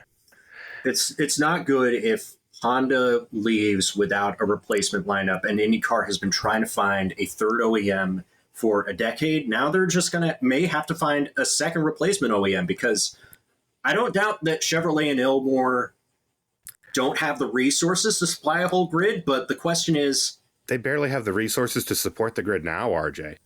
They're at capacity for building the engines, because engines are such long lead times. In addition, they're supporting the entire ARCA grid and the entire truck grid on the NASCAR side of things. And one would think that, given the continued work behind the scenes of the Andretti /Cadillac late paperwork filed F1 entry, that Ilmore's probably going to have a hand in that power unit, provided they can actually get into the F1 grid. Yeah, Formula One made $2.5 billion in revenue, but we can't afford to pay an 11-team prize money in the constructors. I don't see how Ilmore can support a whole grid. And I was going to make the point as well. Yeah, I'm sorry to cut in here, gents, but I was going to make the point that if you're an engine manufacturer right now, why would you want to get involved in IndyCar and start producing an engine that's a decade out of date with no hard date set on that new ICE coming in, and you've got to supply a third of the grid? You're likely not going to be competitive straight away. You're going to get your shit rocked by Chevy Ilmore. And Honda's pretty much just admitted publicly that they're not making enough of a return on this investment to make it worthwhile. So why would any new manufacturer want a piece of that right now? And this is not just Indianapolis 500, but that's the thing. Whoop-de-doo. This is the problem with that, and that's just it, is that what all the rumblings have been screaming in this offseason is that for a lot of people involved, the 500 ain't enough anymore. And this is not just an IndyCar problem. I mean, WRC is having a big issue with their manufacturers and the lack of return on investment right now. They're canning their own hybrid system. And you've got a twofer right now where sports car racing is a hell of a lot cheaper than it has been. Yeah. And you can run cars on both sides of the Atlantic now. Can I just point out how weird it is that WRC is having an existential crisis because of hybrids, and IndyCar is having an existential crisis because the hybrids aren't online yet? That's so weird to me, man. I really don't think that's it with IndyCar. I don't think it matters if you've got hybrids or not. I think it matters whether your series has eyes on it. The running joke with IndyCar is if a 10 out of 10 race happens and no one's around to watch it, did it ever really happen? Well, now I want to talk about the television deal, because that's up for grabs at the end of the year. Who's getting it? Is NBC returning? Is Fox going to get it? Is the CW going to get it? Oh, God, no. Please, no, not CW. As if there weren't enough low-rating races. Please. Like, the CW is making a push to get into sports. Like, they're desperately trying not to be the distant fifth place free to air in North America. But if it's going to go anywhere, it should be Fox. And even then, like, if you talk to NASCAR people, they'll tell you Fox's NASCAR coverage has been slipping since the peak Mike Joy, Larry Mack. You've now just put it in my head. If Clint Boyer is ever allowed to commentate an Indianapolis 500, I will quit motorsport. I will not allow this to happen. I will burn this planet down. And if they go to Fox, like, who's going to come with them? Do we think that Lee Diffie is going to want to give up his gig of calling Olympic events for NBC? Not likely. That's a big gig. Diffie for just about everything. Yeah, I mean, he is all of their motorsport coverage, bar NASCAR. And beyond. And outside of NASCAR. He's one of the most versatile sports commentators in the world today, Lee Diffie. Like, he does everything well. He does rugby, he does track and field athletics, he does multiple motorsport disciplines, including Formula One. Lee Diffie's as versatile and as talented as they get. We love him here on this show. I wouldn't be giving up that gig just to call IndyCar on Fox, unless they were paying him a boatload of money. And you mentioned Formula One. I mean, now Hinch looks like he's going to be taking over the gig on F1 TV. He's got a full-time commitment now. Oh, who's going to babysit Townsend Bell? Well, good question. They've got Townsend. But is he going to babysit himself? That's the problem. No, he's going to run rampant. Oh, brother. That's going to suck the soul out of Lee Diffie's job. Do we now have a triple whammy of the hybrids are delayed, one of your two engine manufacturers trying to bail, and oh, by the way, your TV contract might end up on the 5th free-to-air? There's another thing that's been happening. And to be fair, it's been kind of... Okay, so charters guaranteed 500 starting spots is not a new point of discourse. In fact, it's something that big teams have been pushing for before Roger Penske and his holding company bought the Speedway and the series. But now it's ramping up again. And the latest report seems like there will be a charter system in place and might be announced by the Indianapolis 500. And when you talk NASCAR-style charter system, NASCAR has guaranteed entries for its charter teams in every race.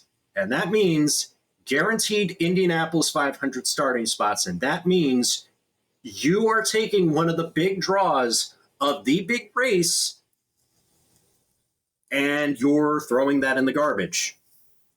There is nobody outside of the big teams who would be best served to have a guaranteed entry in this race who likes this. Big team. Now, can you imagine who? You can guess who that team is? It's Roger. It's Roger Penske, who owns the series. Look, this is the problem I've got. I'm not the most educated IndyCar fan. I'm probably the least so amongst the three of you, but I do have general sporting sense. And there's one thing that alarms me about this. It's that both sides of the table want this to happen. It will happen eventually. Like, there is only so long you can delay the inevitable on something like this. It feels to me as if it's only going to be a matter of time until the 25-8 rule returns in IndyCar in some way, shape, or form. And that takes a lot of the genuine charm and elegance of the Indy 500 away from me, because bump day, for example, is a huge part of what makes the 500 what it is, because there was the greatest sense of jeopardy that your car might not make the race. And look, there's no getting around it. Penciling in the 25 best cars in the series before you've even started takes a lot of the buzz out of that. I'm sorry to rag on your boy RJ for just a second here, but let's be real here. Not just we'd like to admit it, Fernando Alonso not making the 500 was a huge story. It was on multiple ways. That's one of the signature moments of the race's recent history. It is. And it was one of those moments where you realize the significance of the 500, the significance of the challenge that it represents, that a big bad team from the other open wheel series came over and did not take this seriously. And they were shown up by the minnows. Yeah, but I mean, look at a couple years ago, Will Power had to scrape and claw and hit the wall to get into the 500 in a Penske. Yeah, and I would know. I'm a James Hinchcliffe guy. James Hinchcliffe got bumped from this event a few years back as well, and that was a heartbreaker. Penske would know himself. Penske, God, if the 95 qualifying fiasco happened now, in the age of social media, it would be the biggest story in motorsport. I'm not like some people and think that Roger Penske is a sleepy Joe Biden type who can barely tie his own shoelaces. He is clearly a smart businessman, even in advanced age. He knows what he wants, and I don't know if he's going to back down from this. And for that matter, I do not have any confidence in Mark Miles's job as the president of IndyCar. None. He's come out with so many statements that makes it seem like, he's not fit, and he is not a guy that Penske put in charge. He's been there since the Holman and George days. Yeah, he's a holdover from the previous management, and it's been so it is everything that we've discussed in this segment has been cascading and brewing behind the scenes really since a lot of it since the split, on and off, where the echoes, the ghost of the split 30 years on still rings true, that this series just ain't what it was. It's not what rather it was. than yet there's still interest in it. Drivers want to come over to continue their racing careers. Teams are eyeing up prospective entries. We got iRacing back. And it's that everything on the ground is still pretty good. The racing is great. The drivers are great. The engines, while we still have them, are some of my favorite. It's one of my favorite technical formulas in all of racing. So's the chassis, if I'm honest. And this chassis, it might be 15 years old by the time we maybe get a replacement. But Dallara, even this past week, has introduced new components to prevent the wheel ejection we saw last year that wiped out a poor little Chevy Cruze in the parking lot. Yeah. And a lot of it stems back from the way that the series is run on a commercial level. Yeah. This and is Miles he has not done a job in accordance with trying to get IndyCar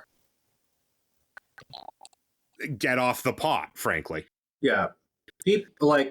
I have my issues with the way that things have developed under Penske Entertainment, but let's not pretend ourselves in thinking that things were sunshine and roses under the Holman and George era, because it was still the same style. If anything, I'm kind of cranky that not enough has changed.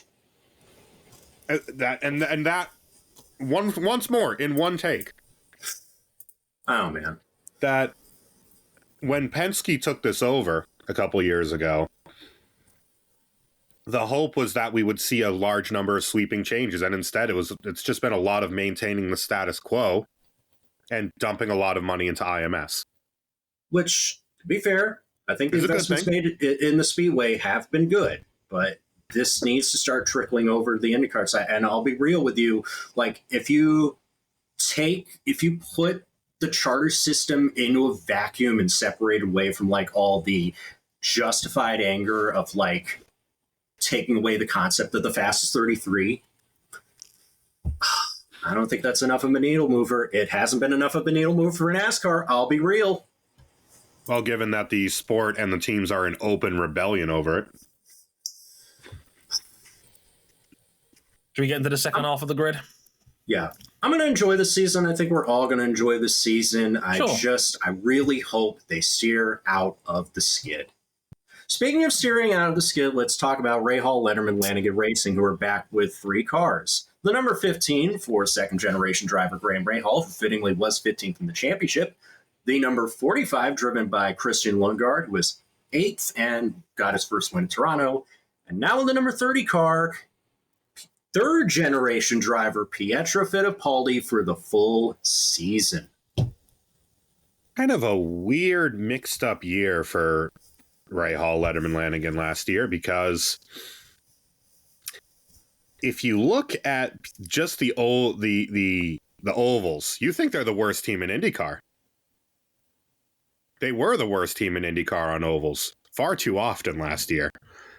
Graham Rahal fails to make the 500, has to go into another car after an injury freed up a spot for him. And he was bumped out by his own teammate.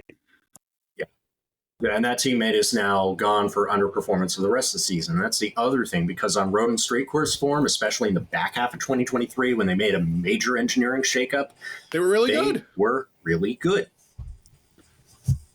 Definitely. And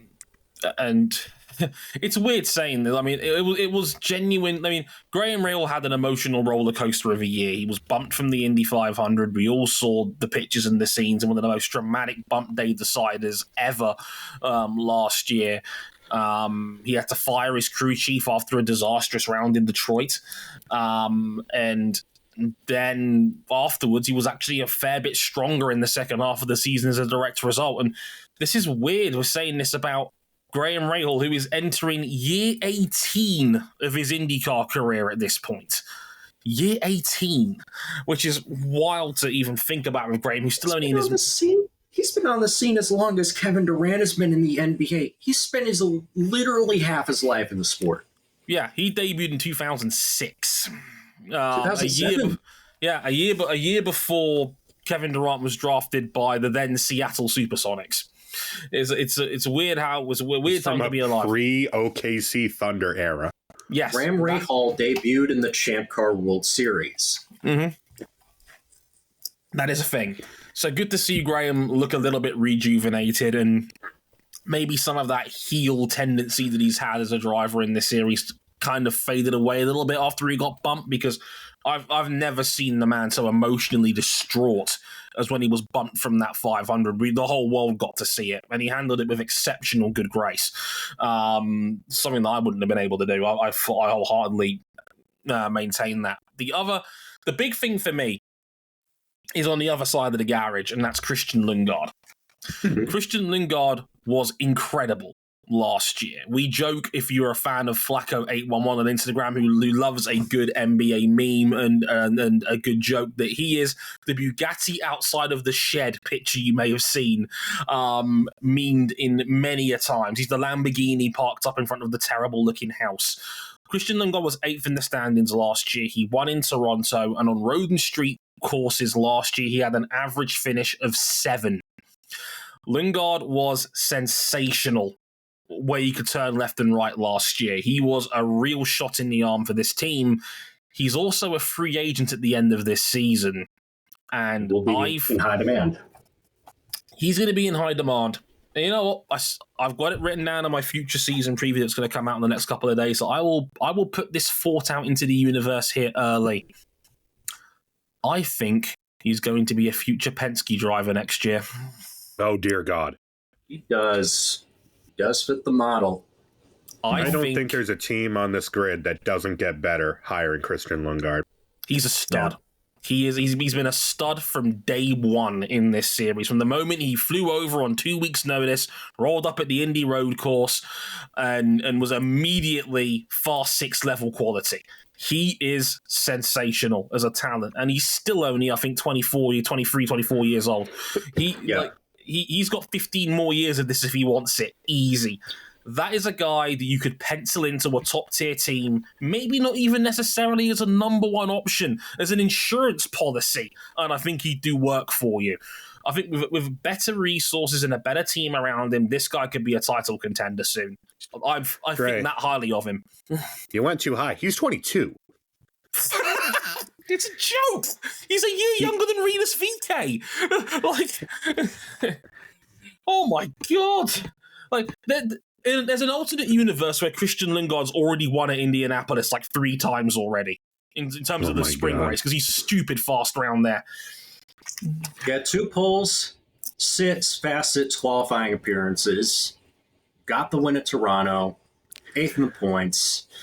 I mean, it's all good. I guess the only question is now, and this is from a team that we've seen, well, other than the ovals, and I would certainly hope that bringing Takuma Sato in for the 500 would, help steer them in the right direction. I want to know. It has to. What is Pietro Fittipaldi going to bring to the table? Because he has been kind of a vagabond of the racing scene. He brings with him big sponsorship, but he's best known as a guy sitting on the Haas pit wall or being on the F1 TV post show. You know what's terrifying? Pietro Fittipaldi is already 27 years old. It hurts my head. Huh? It hurts my head. I don't like it. It's like Pietro Fittipaldi has joined this team as a rookie, and he's 5 years older than Christian Lundgaard. You know how weird that feels to me? But you're absolutely right. I mean, he's a veteran of all sorts of racing, whether it be DTM, sports cars, Formula Renault 3.5, if you want to go back that far, in the dying embers of that series, if you want to really set the time machine back a little bit and feel a little bit older about your own existence.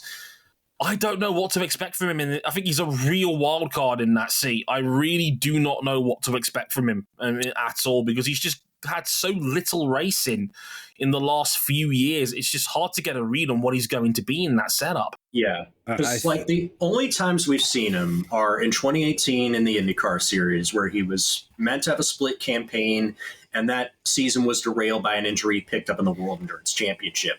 Then he's out of the series for a while. He comes back in 2021 doing part-time, basically filling in the gaps where Romain Grosjean was not comfortable racing on ovals just yet. But for the last couple of years, he's mostly been an LMP2 specialist as a professional driver, as well as being the Haas test reserve driver. Yeah, I mean, any result whatsoever might be better than what the 30 car got to experience last year, because it didn't matter who you plugged into that seat. That team was horrible. Yeah. They've got to fix the ovals. It was humiliating last year seeing 3 of their 4 cars in the last chance qualify. Dre, how many times did they get? They were the first cars getting lapped. Yeah, they were the first cars getting lapped on ovals all across the board last season. They had 3 of their 4 cars in the last chance qualifier at the 500 last season, and no one in their field in an RLL car last year had a qualifying number that began with a 1 or a 2. That's not good. And unfortunately, Catherine Legg wasn't great in the actual 500 herself, unfortunately. And you just look at the mess. trace. Trey, you look at the trace of Lundgaard's season, and it goes by the ovals. There's some top 10s, there's the win, and then there's low teens. I did the average last year. Lundgaard's oval average last year was 17.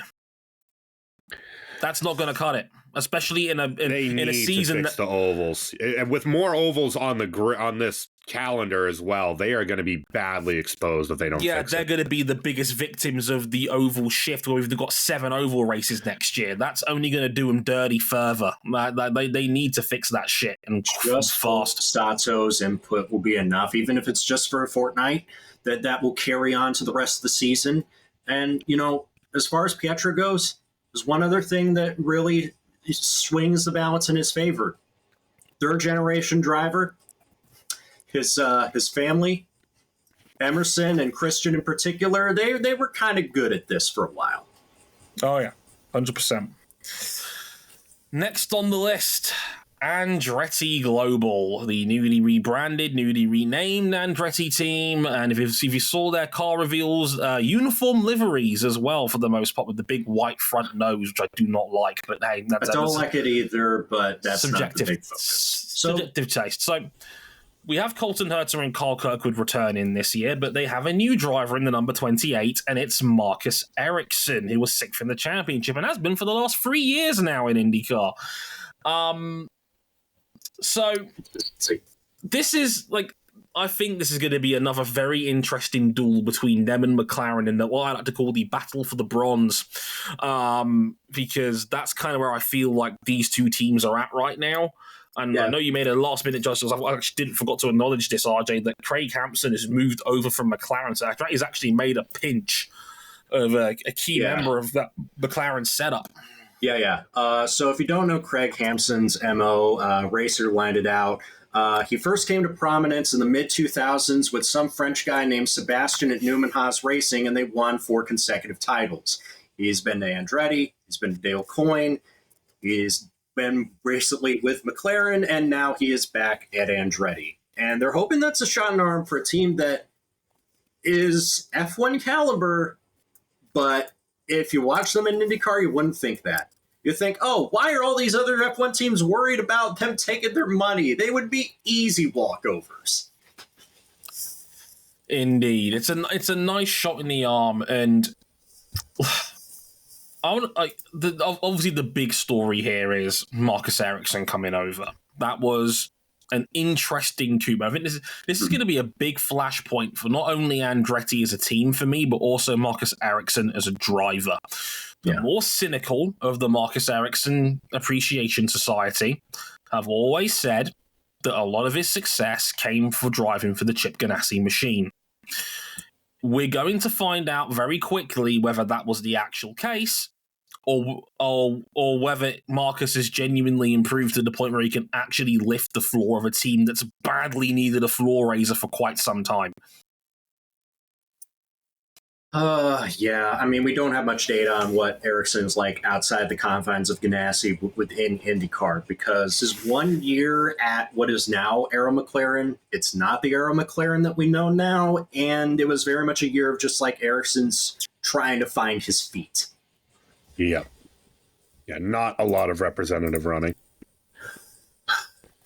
Yeah, we just don't really know. Fast in testing, which is a promising sign, but it's a 52-second Sebring Andretti's always fast in testing. Yeah, so and that's the thing. It's like, is Marcus a product of the system, or has he genuinely become an elite level driver in this series? We'll quickly find out, because he's got 2 very, very talented young drivers alongside him in that garage who, unfortunately, are peaks and valley drivers the last 2 seasons. We're talking about Colton Herta as the leader of this team in the number 26 car, was 10th in the standings last year, and is now up to 29 races since his last victory in that rain-spoiled Indy Spring race back in 2022. And we know Colton Herta is better, has the potential to be better than this. I mean, we just saw him at Daytona in another set of cars. He was sensational there. And, you know, he has also been knocking on the door of wins. He just has not been able to close the deal the way that Kirkwood did last season. And Kirkwood was still shaky at times, but showed us enough of the potential at Long Beach and Nashville that we all saw in him when he was in the road to Indy. It's very fascinating. I think the potential is there for them to take a half dozen wins, but that potential has always been there, and they've never been able to close the deal. It's part of the reason why Alexander Rossi walked away. I just don't know what to feel about Andretti as a team, because they have all the ingredients, and they have, I'd say, 3 very solid drivers. But when their floor falls out each season, they fall all the way straight to the core of the earth. They will not have the excuse of being stretched too thin now that they've scaled down to 3 cars. Yeah. Yes, and to the loss of the number 29, rest in piss, bozo. We'll get the 98 back for Marco. It's fine. Yeah, and they've still got Kyle Kirkwood, who was the bright spot of this team last year with 2 wins. Still rough around the edges at times, like any rookie would be, or sophomore driver as he technically was at Andretti last year, because it was technically his second season. But he did win twice. They were both on merit. They were both exceptional wins in the circumstances in which he won them. He outdrove Scott McLaughlin in Nashville, and he outgunned Romain Grosjean at Long Beach last year. Kirkwood has the potential to be him. He's tied himself down with a new long-term contract at Andretti as well, which is a big coup for Andretti, because I know for a fact Penske was sniffing around Kyle Kirkwood last year as a potential guy for one of their seats going forward. So Andretti's tied him down long-term.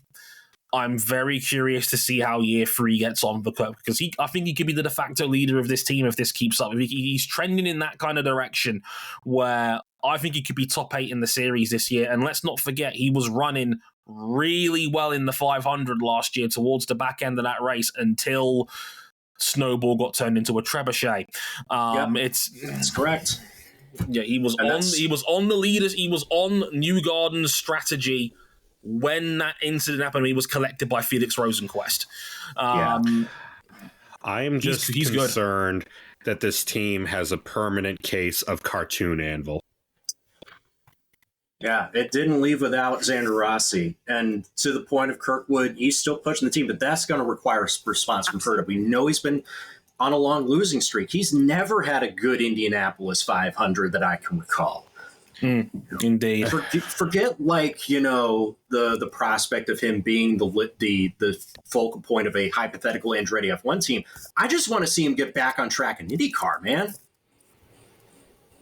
Yeah, in general, the last 2 years have really been enormous potential and speed met with just really silly mistakes that you wouldn't expect of a driver who is now going into the stage of the career that he is. He's now 24 years old, and we're already, like Rinus VeeKay, we're worried, is he ever going to reach his full potential? I still think he will. Needs to start showing it a bit more. A guy that good should not be on a 30-race dry spell. Like, simple as that. He's better than that. Definitely. Speaking of not quite reaching potential, let's talk about Arrow McLaren, who have now got a retooled 3-driver lineup. Pato O'Ward is still here. He was 4th in the championship. Alexander Rossi is still here. He was 9th in the championship. There's a new driver in the number 6 car, and it's David Malukas, who was 17th at Dale Coyne last year. But none of their drivers combined for wins. And, oh, by the way, David Malukas will not be here at St. Petersburg because while training, he broke his wrist. That's tough. Yep, he will miss the opening round and the thermal challenge as well. We don't know who's going to be replacing him in that number 6 car for those 2 races. There's rumors it could be Callum Ilott because he is testing with the team as we speak. What a fall upward, man. What a coincidence. That Franco Morbidelli type beat. Falling straight to the moon. It's like, oh, Lucas is hurt, is he? Good news. Daddy's home, as Randy Orton might say. No, like this for me stems to one big focal point with McLaren. It's like how me in the NFL would look at Darren McFadden, who used to run for the Oakland Raiders and Dallas Cowboys. Is this the year Pato O'Ward finally puts it all together? Damn, Oakland Raiders, you just dated this whole thing. It doesn't feel like a team that didn't win a race last year. It doesn't. I mean, Pato O'Ward really should have won St. Pete. Plenum Fire happened. He should have won Indianapolis 500. Got too impatient. Dive bomb happens. Lost patience in Detroit. Crash happens. He had a couple of qualifying botches as well, in Mid Ohio and Laguna Seca. I think, and this is a bold statement, this man is probably the biggest winner of IndyCar's calendar shift, because there's now going to be 7 ovals, and 6 of them are shorter ovals. And Pato O'Ward is the only guy in an oval right now, in my opinion, that can regularly give Joseph Newgarden trouble. You're spot on, and let's not forget, he ain't no slouch on road and street courses either. And Pato's a monster. He's like a Jose Ramirez type in baseball. He's a genuine free-tool driver who can win anywhere in that sense. And that's Pato O'Ward. And there's only about 4 or 5 dudes, in my opinion, in this series who can do that. And Pato is one of them. And McLaren's very, very lucky to have him and spearhead him. If he can iron out the mistakes. Very rich deal, by the way, as we've learned. Yeah, we found out today in the lawsuit. He's on $10 million for the next 2 years. Go get him, Pato. Think of all the shirt and the selfies. but the concern for me with Pato, he is a genuine Swiss Army knife of a driver. He can win on any track on any given day when he's got his head screwed on straight. Agreed. Because there were a few mistakes last year that were, frankly, kind of insane in context. The biggest one for me being the 500. Oh, he had that race penciled in. He had a great car on a great strategy, and he just overstepped the mark. Freshest tires in the field by a mile, dive bombed Marcus Ericsson in a hole that was always going to disappear, and cost himself a golden chance to win the 500. With time on the board. There was 7 to go. There was 6.5 to go when that crash for me happened. Is the damning indictment. You don't make a move of that level of risk with 7 to go. With 2 to go, lick that stamp and send it. Yeah. And then I mean, the genuine that move on Scott Dixon last year. Oh, yeah. It was Busch League. He's got to tone the aggression down a little bit and maintain the pace. And he's absolutely a title contender. McLaren has the equipment. He has the tools as a driver to keep that floor up across the whole season. And I think he has something that our previous champion doesn't, which is, a real X factor on short ovals. Pato O'Ward to me is like if you brought back peak Juan Pablo Montoya and put him in a current generation IndyCar, man. He's got all the cools. He's got all the comp up to and including the red mist level of aggression. And I love that about him. I loved seeing this kid's work ever since he was in the road Indy. I almost equate him to where Max was in F1 maybe 4 or 5 years ago, where he's got all the raw ability in the world, but he needs to rework his risk. His risk management is the biggest step that he can take this year, because if he can turn a couple of those non-scores into, just a top 2 or 3, there is no good reason why he wasn't at least giving Palou something to think about in the title for most of last year. 7 podiums last year without a win. Yeah. I mean, he turned it on great in the second half of the season. Once all that silliness of Detroit went away, hardly ever put a wheel wrong. No, Alexander Rossi, I'm in full agreement. Rossi never put a reel wrong either. I mean, his peaks weren't spectacular, not as spectacular as we'd hope for a guy who from 2017 to 2019 was arguably in the top 3 of drivers, if not a top 3 driver. Have we learned enough in 1 year? Is it weird to call Alex Rossi the floor guy of this team? Yeah, that's so weird. It is weird. I mean, that feels really weird. It's weird to me because I'm not a big Alex Rossi fan. I'm the person that screamed from the rooftops for the last year and a half. we've destroyed people like Marcus Ericsson for a lot less than what Alex Rossi has produced in the last 3 or 4 years, which unfortunately in Alex Rossi's case isn't much. And that's harsh to say, but he's finished 9th or 10th in the standings the last 4 years now.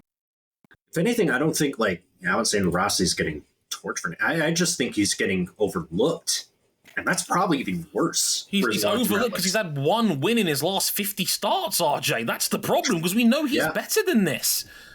It feels like the goodwill of that Indy 500 win. I know we were talking about this in the Discord a few days ago, Dre. It feels like that ran out maybe 2 years ago. And now the questions are beginning to crop up. Does Alex still have it? And you can still see the flashes. He's still just a mighty mean bastard wheel to wheel. Oh, yeah. Where he will give you just enough room to just about make the corner without crashing. But there's in the face of a teammate like Pato, and now with Malukas coming in as a genuine unknown from a phenomenally fast stint at Coyne, where he was at the ceiling, maybe punching up over the ceiling of what Coyne could realistically produce. Mm-hmm. Alex has to reassert himself here. Yeah, because when Malukas is healthy, when his wrist is fine and he gets back in the car, this is a very, very fascinating pickup. And the thing that really sticks out to me is that for a lot of young drivers that come in with kind of a midfield or a minnow team, especially from Indy Next, it might be exceptional on road courses, but it takes a little bit of time to learn the ovals. David has done it in reverse. And one other thing, David wasn't a slouch on road courses in Indy Next. No. What I would say is the best thing about this hire, and that Alex Palou is no longer coming to this team, which is a shame on many levels. Yeah. If you're a McLaren, of course, I'm not disputing that. If you're Zach Brown, you've got every reason to be pissed off. That's on this one. What I will say is 3 genuine bullets in the chamber for the 500. Which is something that maybe only the top 2 teams can also brag, because Malukas is an exceptional oval runner. And like you said, he's done it backwards. He was 1 lap away from winning in Gateway in 2022. He podiumed again in 2023. He was strong in Texas last year. He was strong in the 500 in an underwhelming package last year. I'm a big fan of McLaren bringing in David Malukas and essentially tripling down on the ovals, because again, the calendar shifted this way, and I think this team has got a lot of upside on those ovals because they are rich and plentiful. And if Pato is within 100 points of the championship with 8 rounds to go, knowing that 6 of the final 8 are short ovals, you can make a run. You can go on a run. And Pato is capable of that. We've seen what he can do on an oval. I really like this team in terms of the way. If you weren't going to get Alex Palou, I think the most exciting young driver and the guy that fits your team most is David Malukas, given what McLaren are strong at, because they are a very strong oval team in particular. They have been short, long-form ovals. In the last couple of years, they've been right up there challenging Penske and Ganassi and giving them a bloody nose.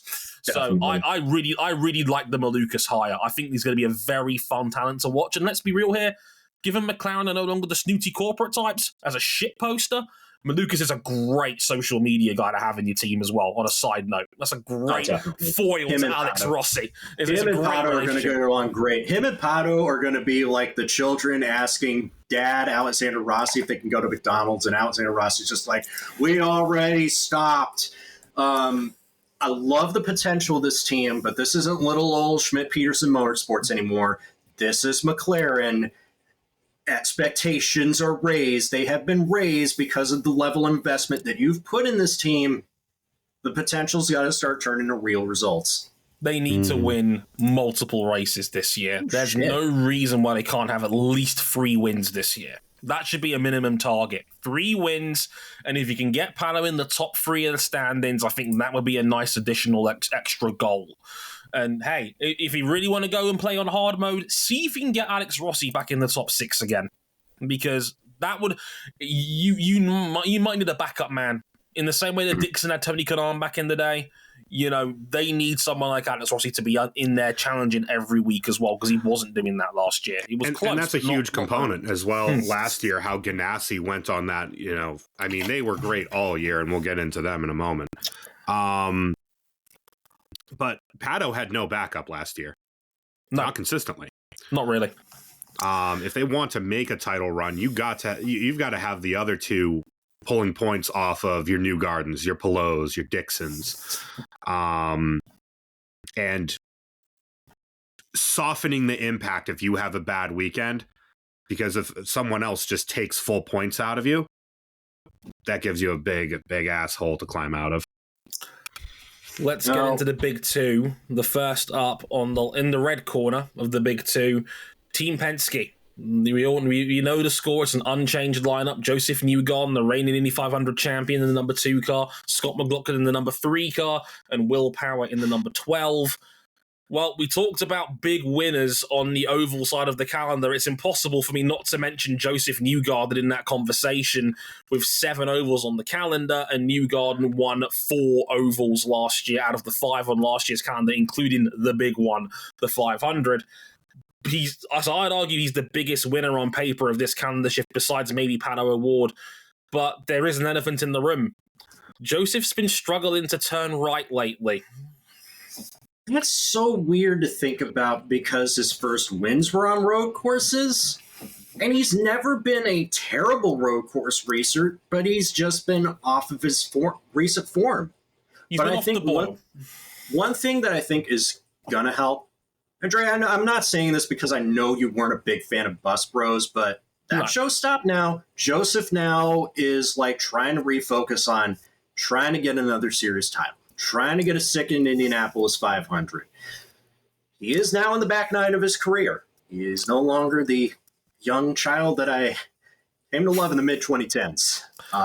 What I will say to you in response to that, RJ, is I loved hearing the news that he was leaving that Bus Bros and leaving his old social media team behind. Not because of my personal feelings on Bus Bros. It was a fine series that served its purpose for Joseph in terms of a personality, and he's always been a likable person, and Joseph's always put his best foot forward when it comes to trying to promote the series. I've given him the benefit of the doubt on that for years, and that's not going to change just because I wasn't a big fan of Bus Bros.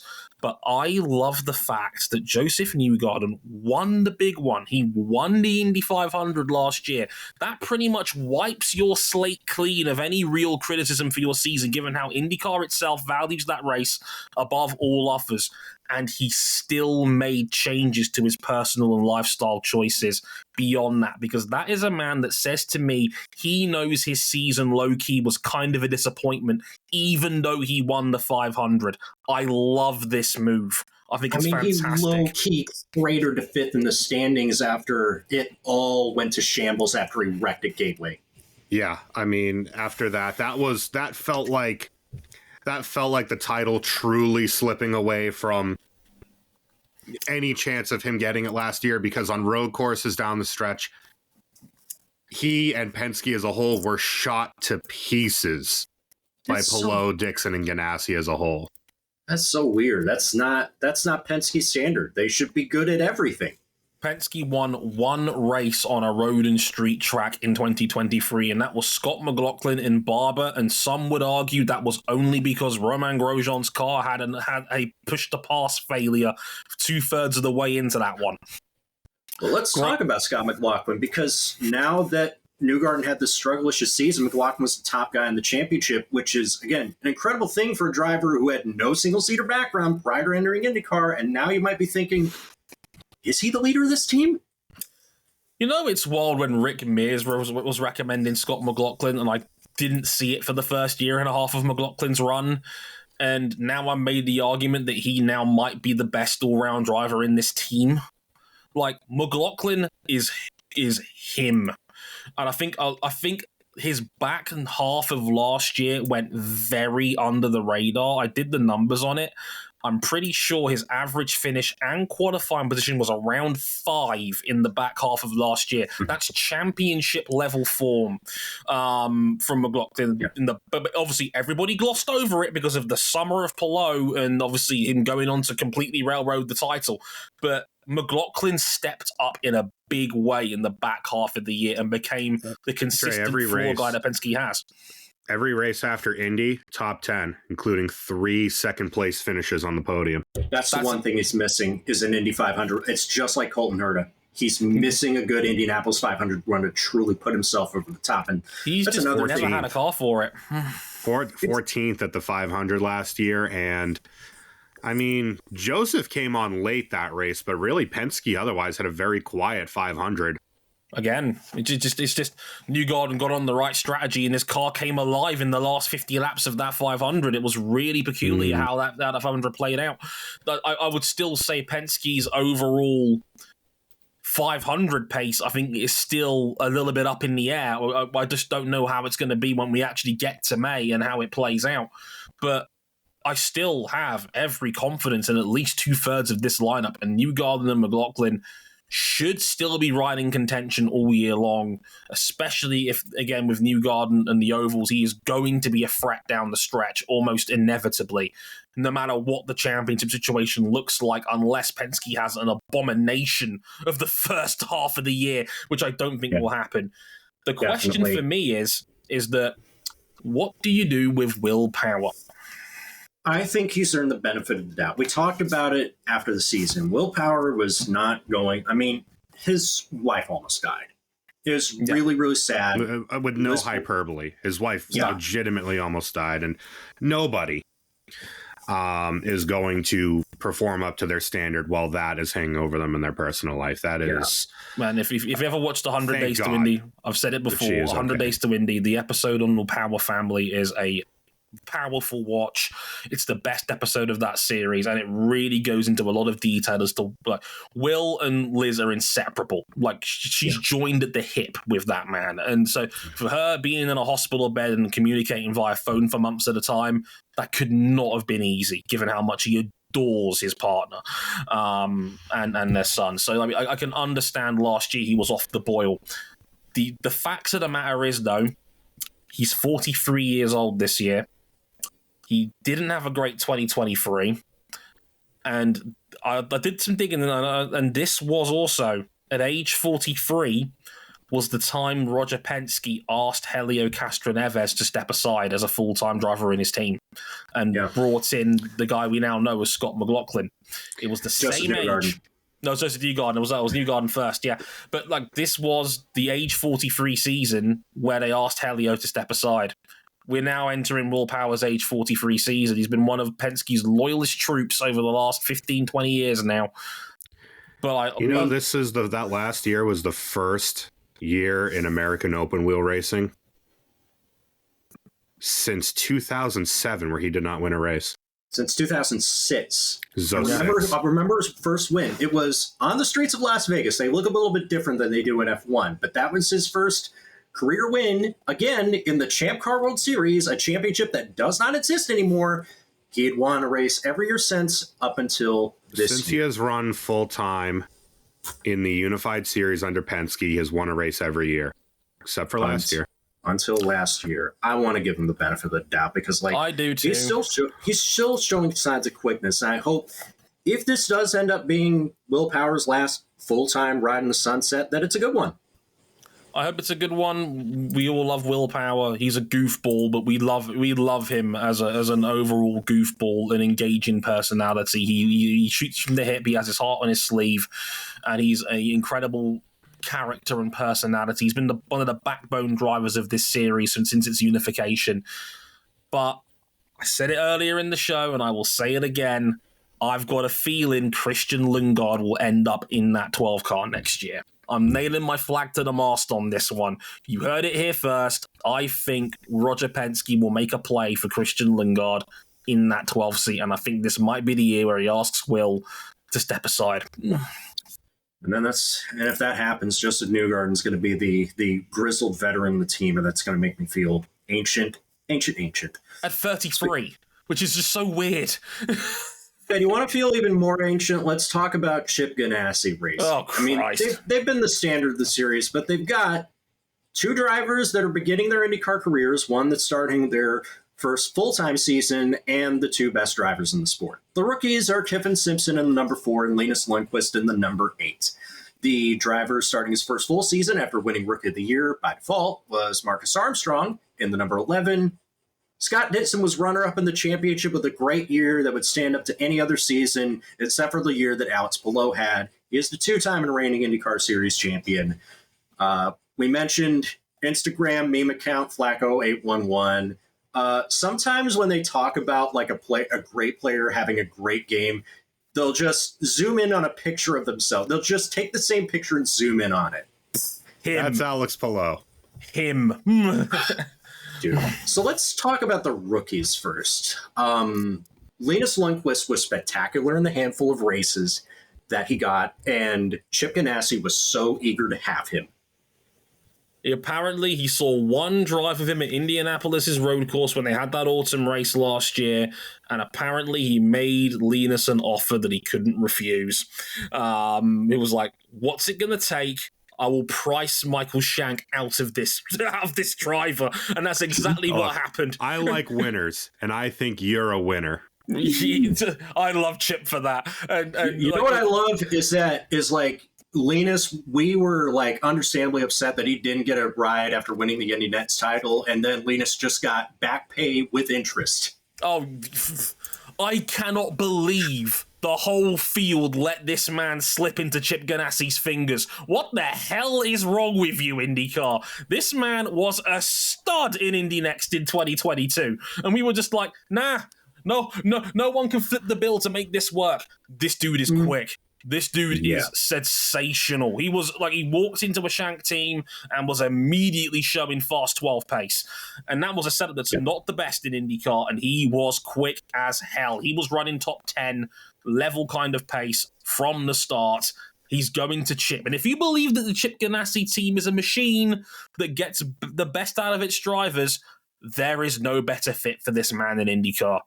I think he's going to be a very, very exciting talent to watch this year. I'm very much looking forward to what he does in that 8 car, because that's your insurance policy. That's terrified. That's your terrified. You've got Dixon and Palou. You can afford to gamble on your number 8 driver, and Lundqvist is an insurance policy. I think that's going to be an incredible pairing to have him in that lineup with Chip. I'm scared. This guy could be a stud. He could have the upside that Marcus Ericsson probably didn't have in that team, which is scary if that holds up. That is pretty scary.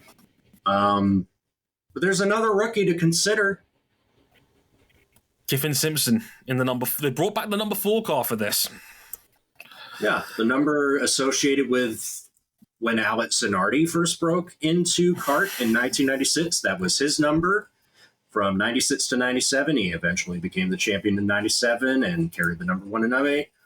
I think, and it's easy to do because his Indy Nets form was not good. But I think Kyffin Simpson is not getting fair due from the IndyCar crowd. And I think the reason why is because his form in LMP2 suggests that there is a driver that is more than what he has shown in Indy Nets. And I know that LMP2 is a Pro-Am category, but when Simpson is in the car, he is often pitted against full-blown factory drivers, the best in sports car racing, and he has more than held his own. He is the reason why... on lap time average, he was very solid, and right now, a lot of that, currently that LMP2 grid that we saw at Daytona, a lot of those are frankly refugees waiting for a seat in a factory hypercar program. You have very serious drivers, and he was holding his own with them. Now, I'm not saying that Kyffin Simpson is going to win races right out of the box. I think even his own people have said, we're keeping expectations modest, but I also think he's come in grossly underrated because his potential in Indy Nets just hasn't come through yet. And I mean, it's easy to understand why. He's a rich driver who's probably footing a lot of the bill for his ride. But I'm more optimistic than most on Kyffin. I hope so. If we're looking at it purely from his Indy Next form, this does feel like it's a year early.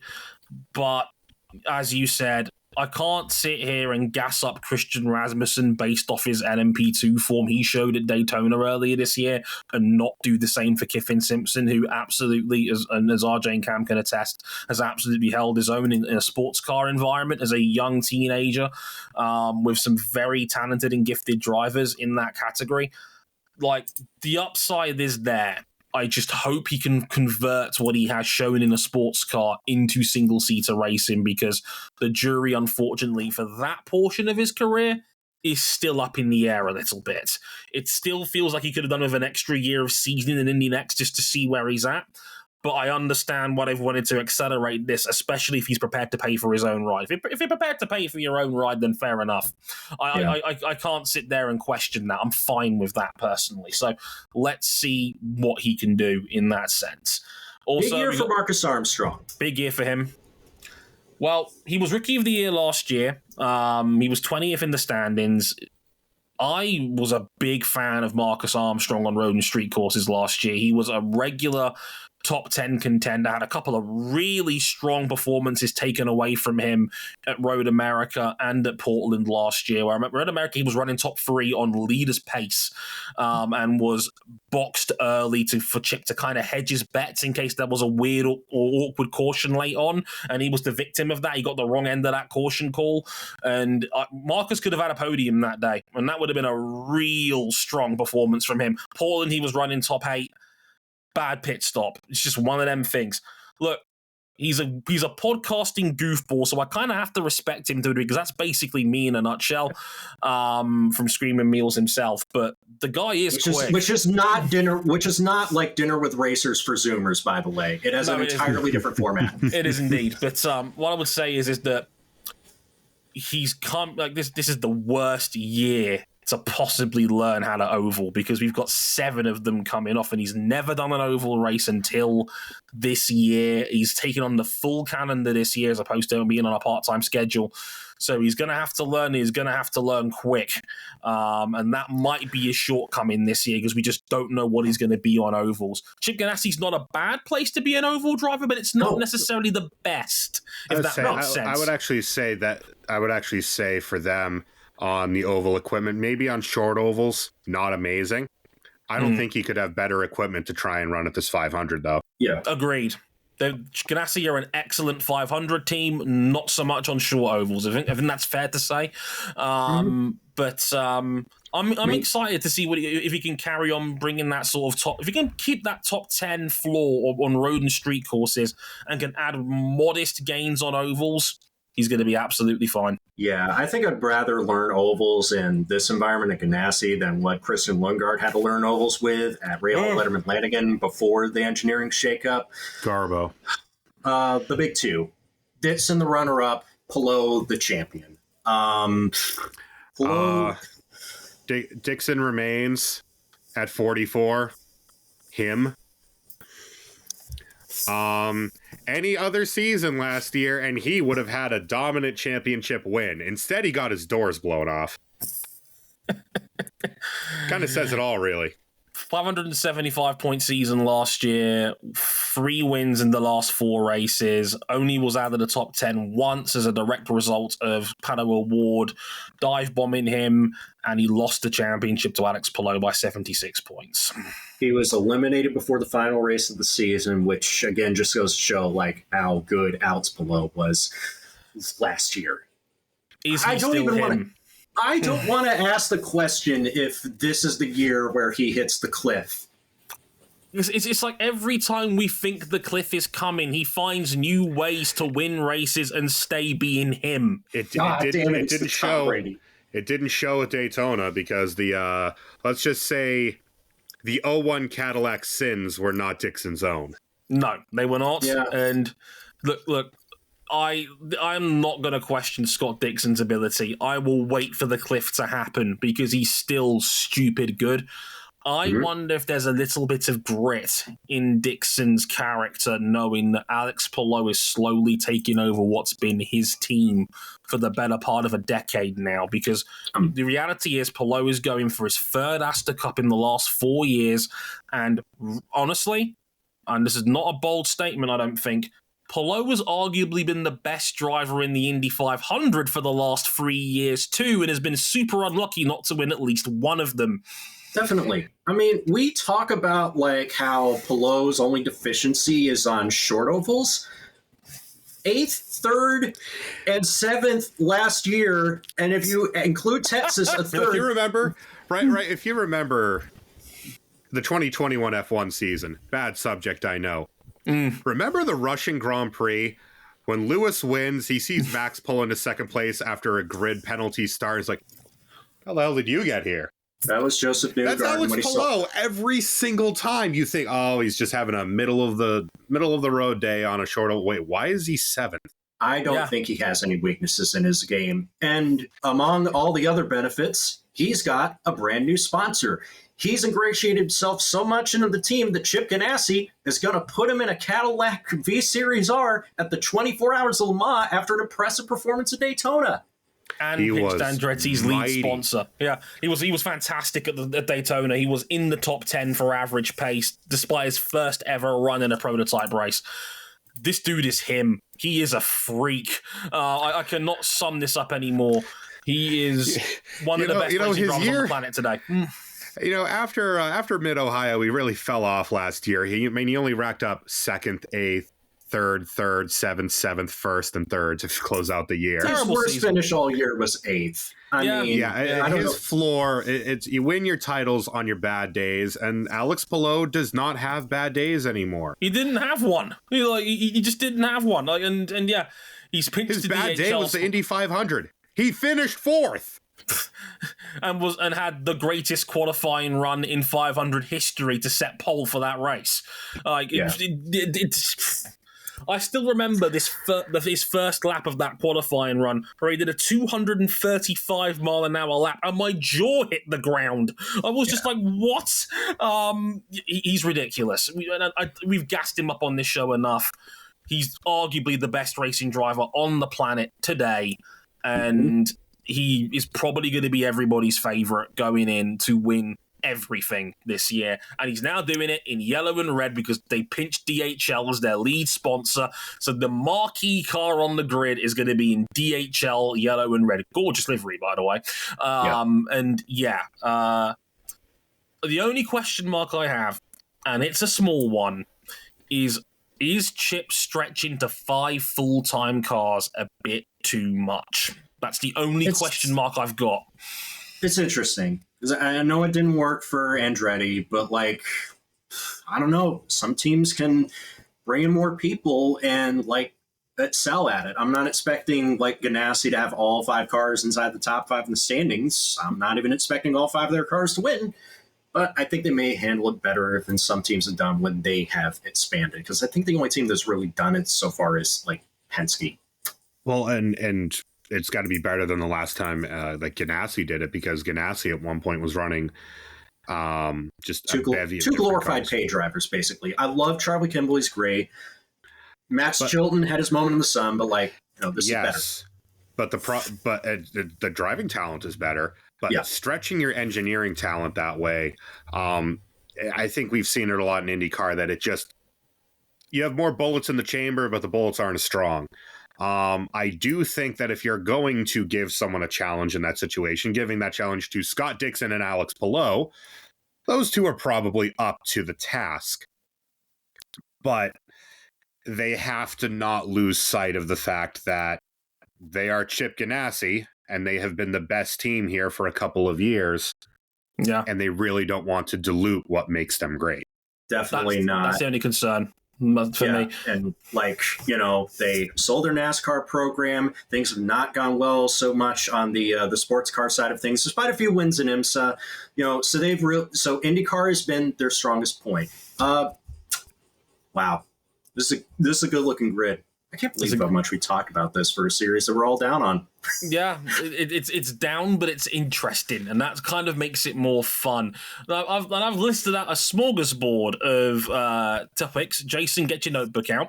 I know you're listening in somewhere. So the questions I pose to you are 6 in this case, because it's a lot more fun than talking about F1 and MotoGP predictions. First of all, Rookie of the Year.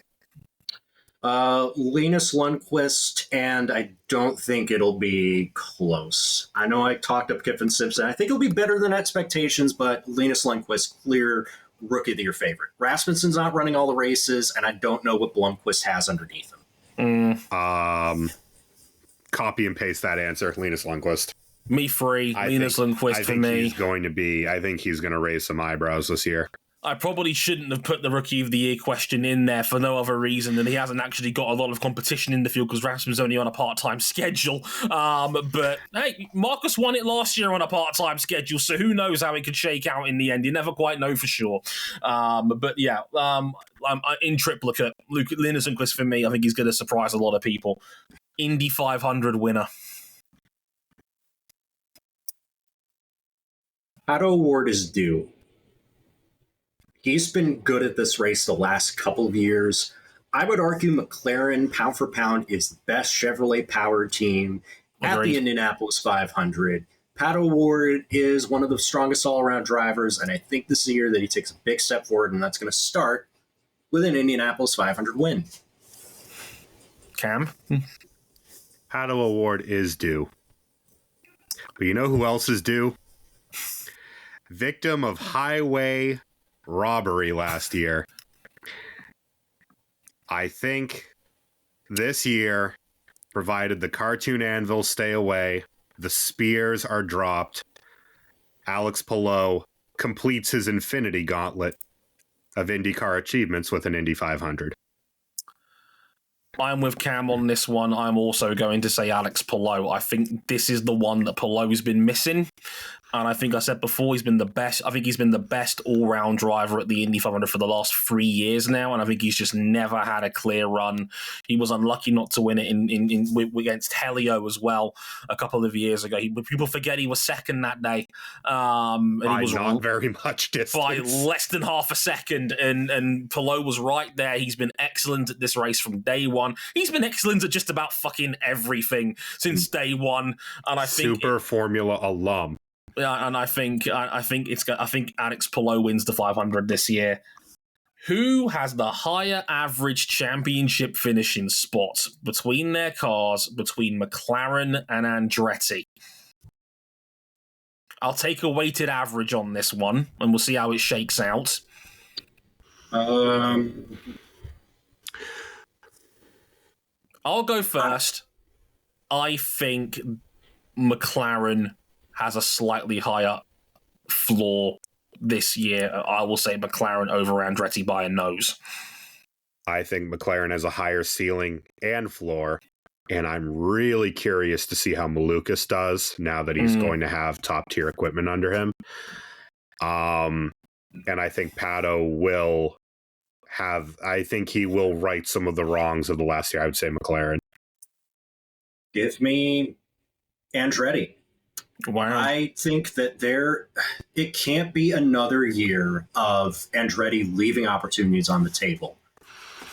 Not when they brought in someone like Craig Hampson, not when they made a big deal about downsizing, being a leaner, meaner team, not when they brought in Marcus Ericsson, and not when you have Colton Herta and Kyle Kirkwood already there. I think it'll be Andretti. I think if everything goes to plan, and I think he cuts out the errors, I wouldn't rule out Kyle Kirkwood for a top 6 championship finish. That's how high I am on KK in that sense. Best Indy 500 part-timer. You know, you're not going to like this. He's not going to like this. But me neither. Kyle Larson has the equipment underneath of him. I mean, it's going to be a big draw because he's a name in NASCAR. Everybody loves when a NASCAR driver does double duty, runs the World 600 and the Indy 500 on the same day. It's McLaren equipment, and, I don't doubt his raw ability. I'm going to go with Larson as well because as a former member of the Kyle Larson cheerleader club, that boy can drive. And he's going to have very solid equipment in the Mick Hendrick. I guess my one reservation would be, low-key, he has been very crash-prone since winning his title. He has been. I think some of that is, I don't know. sometimes Hendrick bullies you, and sometimes Hendrick gets bullied. Mhm. Doing the bullying this year, that's for sure. But I do think on a pure raw talent perspective, I think he's probably going to have one of the better 500s of the part-timers. I think he's going to have a significantly better one, because I would say Sato, he's got two of these things, but RLL are the absolute pits on ovals. The other thing that makes me wary of Sato is that he's now transitioning into his second life as an executive. Well, the more miles he covers at the 500, the less meetings he has to go to. It's the Kamui logic. It's the Kamui logic. Coach K, in this case, Coach Takuma, which I love that idea, by the way. For me, the urge to take Kyle Larson is very strong here. Kyle Larson is this talent has never been the issue. He is a special driver. There are many people out there that believe. We just don't like him because he said a racism in 2020. That's the thing. Yeah, it's a bit of a hurdle. But what I will say is that Kyle Larson is an incredible talent. There are many people, because of his dirt tracking, that genuinely think he's the best racing driver in the world. But I wouldn't go that far with it. He absolutely is a special talent. I'm not arguing that, which is why I'm taking Christian Rasmussen. I'm taking Christian Rasmussen because you are on crack. Ed Carpenter Racing always does well at the 500. I think Rasmussen is a very slept-on talent, and if you can guarantee one thing about ECR, they'll get it figured out for the 500. Give me Christian Rasmussen. So, next question. How many different winners do we get? So in 2023, we had fewer winners than we usually do, mostly because two of them were kind of, blotting out the sun for the rest of them. Could they be numbers 9 and 10 by any chance? It was 7 last year. Who's to see? I think we get more. I think we get 8 different winners. What do you reckon, Cam?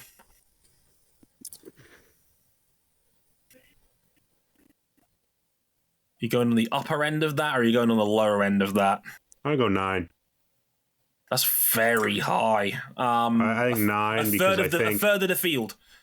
Wow. I think a third of the field. I do think that there is going to be a little bit of that blotting out of the sun from, I'd say 3 of them. Given the schedule rejig, I think 3 of them are going to rack up a number of those wins. I think the ovals will be. Who. I think the ovals will be a bit of a crapshoot. I'm going to be different from actually RJ. The opposite on that one. I actually think there's 2 drivers who are going to monopolize the ovals. I actually think I'm going to go on the lower end of that. I'm going to say 7 again this year. I think Pato will certainly interject, but I think at least 4 of the big 6 seats that we know of are going to win probably multiple races. But I would say there's going to be a couple of wild cards thrown in. Then the ovals normally throw up at least 1 shock winner a year. So I would say 7 again this year on that one. And of course, the final question, who lifts the Astor Cup? Who do you think? Scott Dixon gets number 7 this year, in my opinion.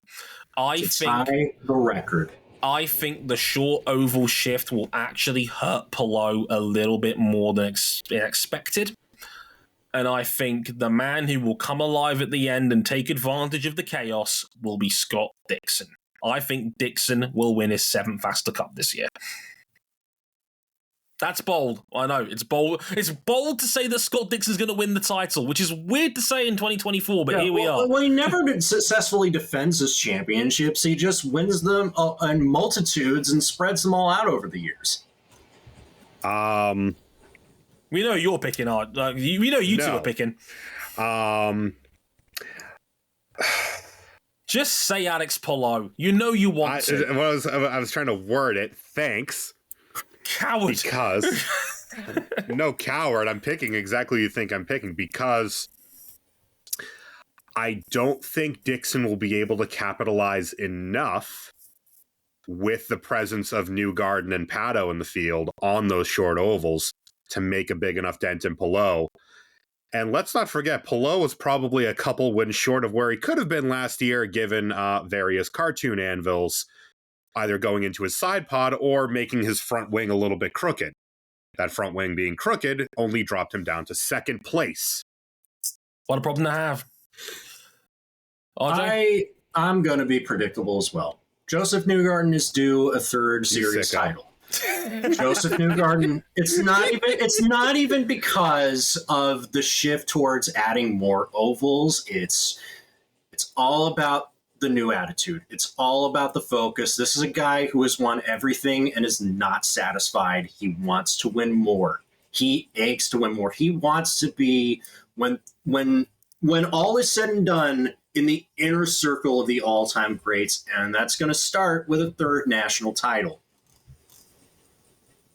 You know, the funny thing is, you two's picks are completely valid. Like I said, Newgarden's the biggest winner of the calendar shift, in my opinion, and he's Joseph Newgarden. Of course, he can win the Astor Cup. He's got to figure out how to go in that other direction a little bit again.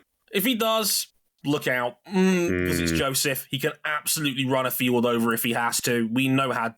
No one has won more IndyCar races in the last 4 years than him. So if anyone can do it, Joseph can. And of course, Alex Palou is a valid pick. I openly admit I wanted to be a little bit different on this one because I was thinking, is it 9 or 10 this year? Because there's another aspect of this. Go on. What if his short oval form keeps getting better? Because it has been. If his short oval form keeps getting better, fucking cancel Christmas. It's over. It's over for everyone. Like, we're talking about this dude's short oval form being weak, and he never finished lower than 8th last year. It's a minor weakness. It really. He only got one podium.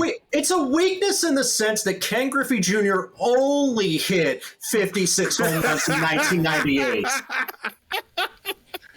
Yeah, that's a perfect note to wrap this up on, because I literally have a Ken Griffey jersey on my wall as I finish this podcast up. And yeah, it's going to be a fascinating season. Maybe not the best vibes going into it for IndyCar per se. There's a lot of question marks over the future of this season. This is incredibly enthralling, exciting, shambling corpse that we're all going to tune into this year. And we're going to make the most of it like we always do here on Motorsport 101, and you can look forward to that over the coming weeks. As mentioned, the first race of the year, the Streets of St. Petersburg, on March 10th, next Sunday weekend. It gets its whole day to itself because that'll also be round 2 in Formula 1 in Saudi Arabia and Jeddah, but that will be on the Saturday night. Do not forget, it's going to be a Saturday race because of Ramadan on March 10th. Best wishes to everyone celebrating that, of course. We'll be back for episode 500 of Motorsport 101, the 50 most important moments in Motorsport 101 history, as picked by our esteemed panel of couch dwellers, as you do, and of course, the Formula 1 review of Bahrain. Good luck, gentlemen, and we'll catch you on the next time, because we've done 2 hours and 45 minutes on this nearly, because that was a hell of a ride, but I hope you guys enjoyed the show. I've been Dre Harrison, they've been RJ O'Connell and Cam Buckley. We're all going to go off to bed and have a snuggle. See you next week. Sayonara. Later, y'all.